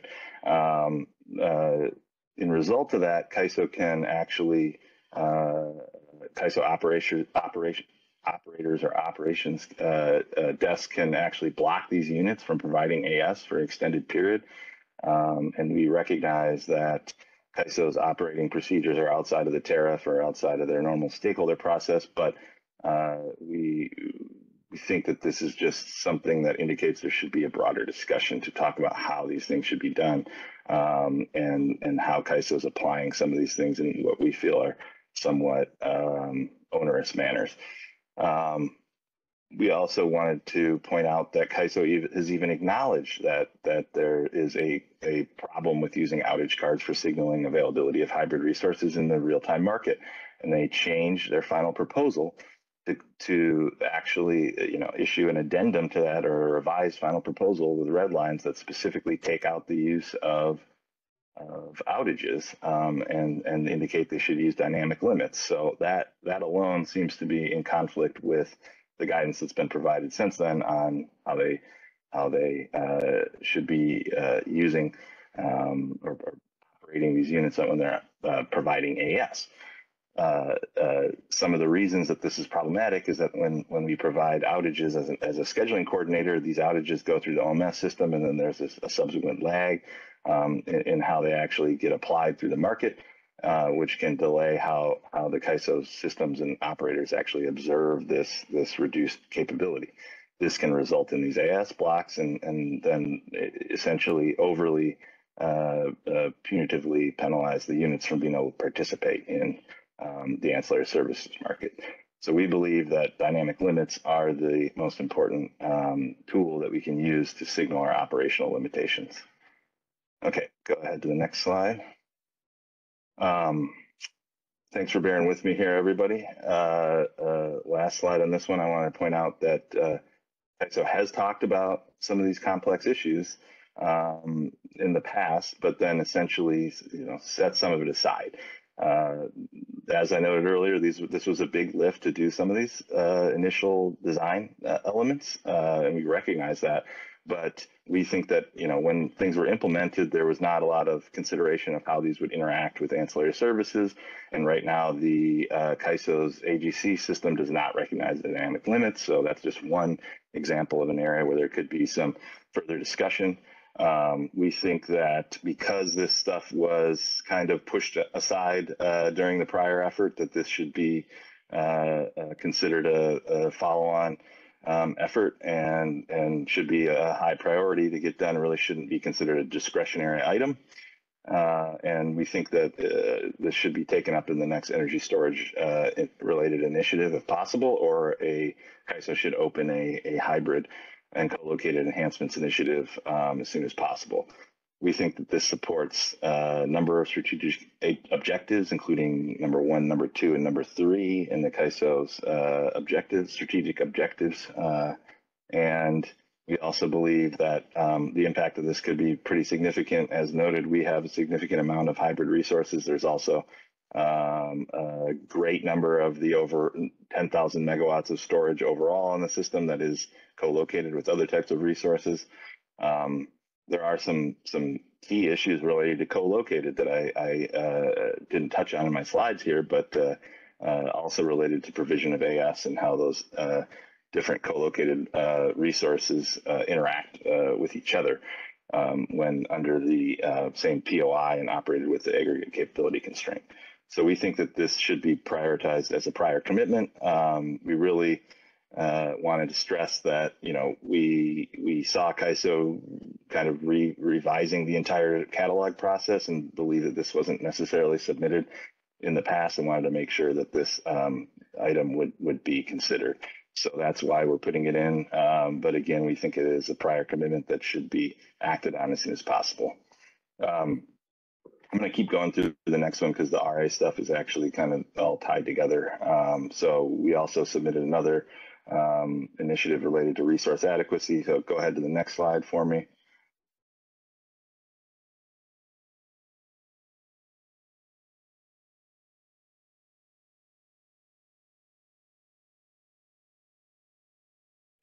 Next slide, please. keep going one more. Thank you. So essentially, related to RA provisions, this was also an area where there was not a lot of documentation included in the proposal. We wanted to highlight that there is a brief section that does note that these resources can provide RA, but there are significant areas of issues that were descoped or not addressed. I think that Kathleen's presentation earlier related to outages is one of these. I think that there are some questions about how flexible RA RAIM is applied to these units. There's also questions about the general must offer obligations and how these bidding expectations would apply for grid charging restriction resources, and if there should be some difference in treatment that was never fully vetted with stakeholders. I think that some of the things that were included in the proposal indicated areas where CAISO has not actually updated the tariff or BPMs following the proposal as well, which is kind of related to, I think, the fact that most hybrids operate under the NGR or non-generator resource model, which does have must offer obligations and other related tariff provisions applied, but there has been no clear delineation on hybrids specifically, and I think in our view that deserves some further attention and review, see if there's any gaps that maybe need to be addressed. The other point here at the very bottom is that we think it's very important that CAISO continues to review the grid charging restriction impacts on hybrids and co-located for that matter, and that how these things interact with the RA provisions, including the bidding and operational expectations, really haven't been fully vetted. CAISO didn't want to discuss those things back in the 2020 Hybrid Resources Initiative. They indicated that resources should be reflecting those restrictions through their bidding. That was an oversimplification, to be frank. These are much more complicated than simply being able to reflect it with bids. And when you have the dynamic limit tool in the real time, and there are grid charging restrictions, sometimes there are issues where solar is not available and storage cannot charge from the grid, and therefore future market awards may not be able to be met. There should potentially be some allowance for some ability to be a little bit more flexible with these resources, because they are really enabling variable energy resources to be delivered to the grid in a more reliable manner than just a standalone eligible intermittent resource. So we want to have a broader discussion on it related to that. Okay, go to the next slide for me. So again, we think some of these things should be formalized within the tariff. See if there's any emissions that need to be addressed, and then potentially talking about some future enhancements that could help hybrid resources better participate in a reliable and efficient manner. I think we believe that CAISO should provide the opportunity to openly review and discuss these things in a public forum, because we've heard that there's just a lot of piecemeal individual guidance provided to different SCs, resource owners, and we think that this rises to the level of something that should be discussed in a formal stakeholder process. Okay, go to the next slide. I think this is my last one here. So again, trying to point out that we don't believe this is discretionary, should be prioritized as a prior commitment, and we request that it be included in energy storage enhancements or another standalone hybrid related initiative, or potentially the resource adequacy and program management, modeling and program design, the RA initiative that CAISO has open at the moment. So lastly, this one would still also support the strategic objectives 1, 2, and 3, and happy to kind of walk through our thinking on those as well. So with that, I will wrap up and take any questions. Thanks for the opportunity. Thank you, Chris, for presenting, and thank you for taking the last slot in the batting order today too. That's always tough at the end of a long meeting. I'll just highlight again, there's a lot of there's a lot of connections in this to other presentations that were made today and even some that have been made in other days. And I see Kathleen's hand. No, thank you, Amelia. Kathleen Colbert from Vistra. Chris, thanks so much for this presentation. I love all of the bold that says we don't think it should be considered discretionary, and I think I'm going to have to copy that going forward. I really want to drive that home, so I appreciate that. It looks great. And it's a good point, and it's something that, even it's hard to tease out, and this is a bit of a question for you, Amelia, if you don't mind. It actually really has been difficult for me to think through what he's flagging here, which is, some of this stuff is reliability, not like we're having issues managing, like we're having some pain points, but there's no actual harm if it's not addressed, as opposed to like outage and bidding rules being unclear can have some pretty significant either impacts. How do you want us as stakeholders providing feedback to you to highlight what we see as, ooh, this could be a reliability risk, as opposed to this is an inefficiency? Does that make sense, Amelia? Yes, that makes sense.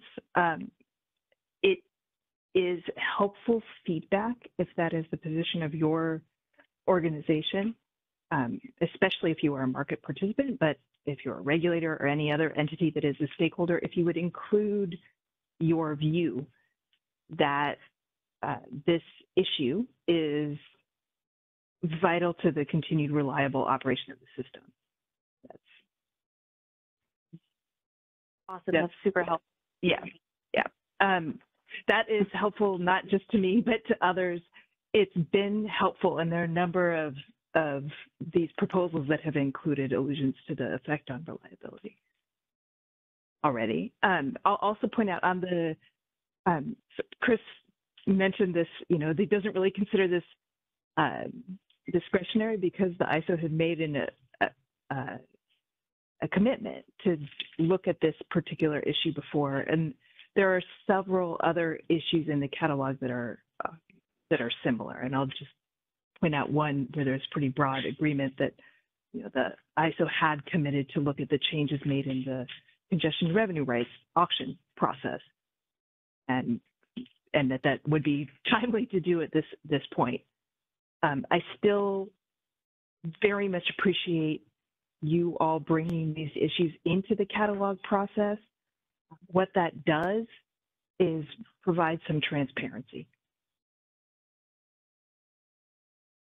Make sure that the ISO explicitly addresses, what action they plan to take on each of these issues.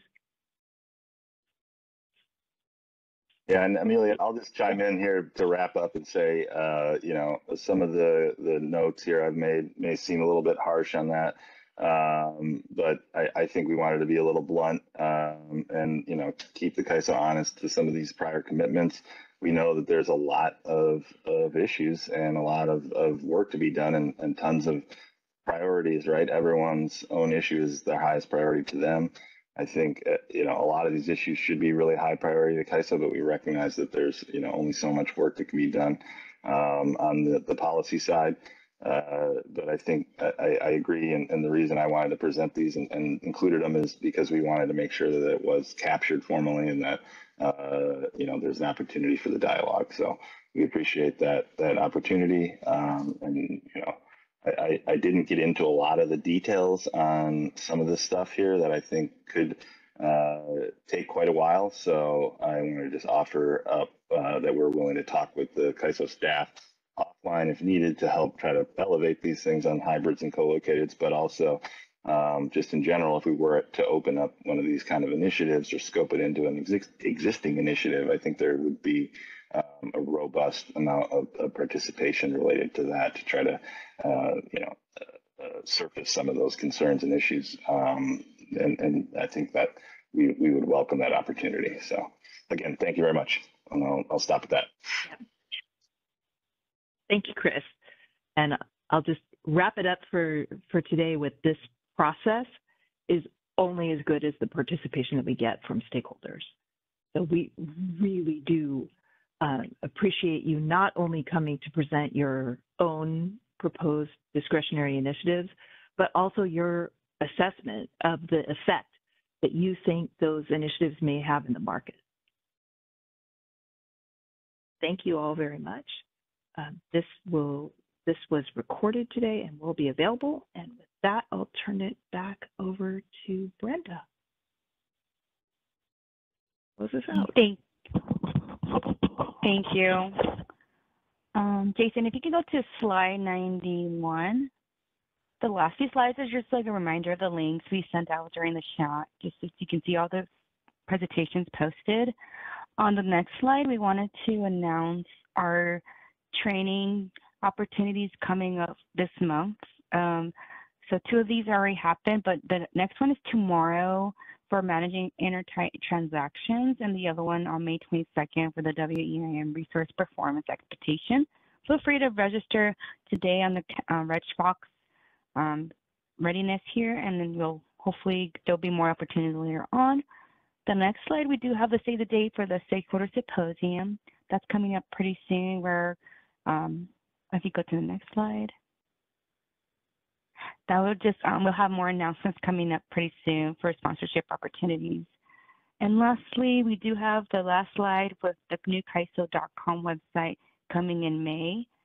We do have 2 training opportunities. Go to slide 94.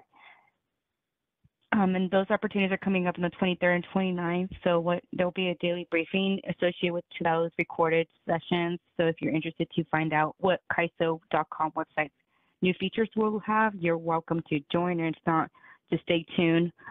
We'll have that new website coming up possibly in the beginning of June. So you'll see everything kind of updated. But other than that, thanks so much for everyone who's been able to stay with us for like the last 4 hours. And thanks to everyone, the panelist group and speakers. Great job. And we'll look forward to sending that recording and uploading to that website for you. With that, let's go ahead and close our call and have a great day. Thanks, everyone.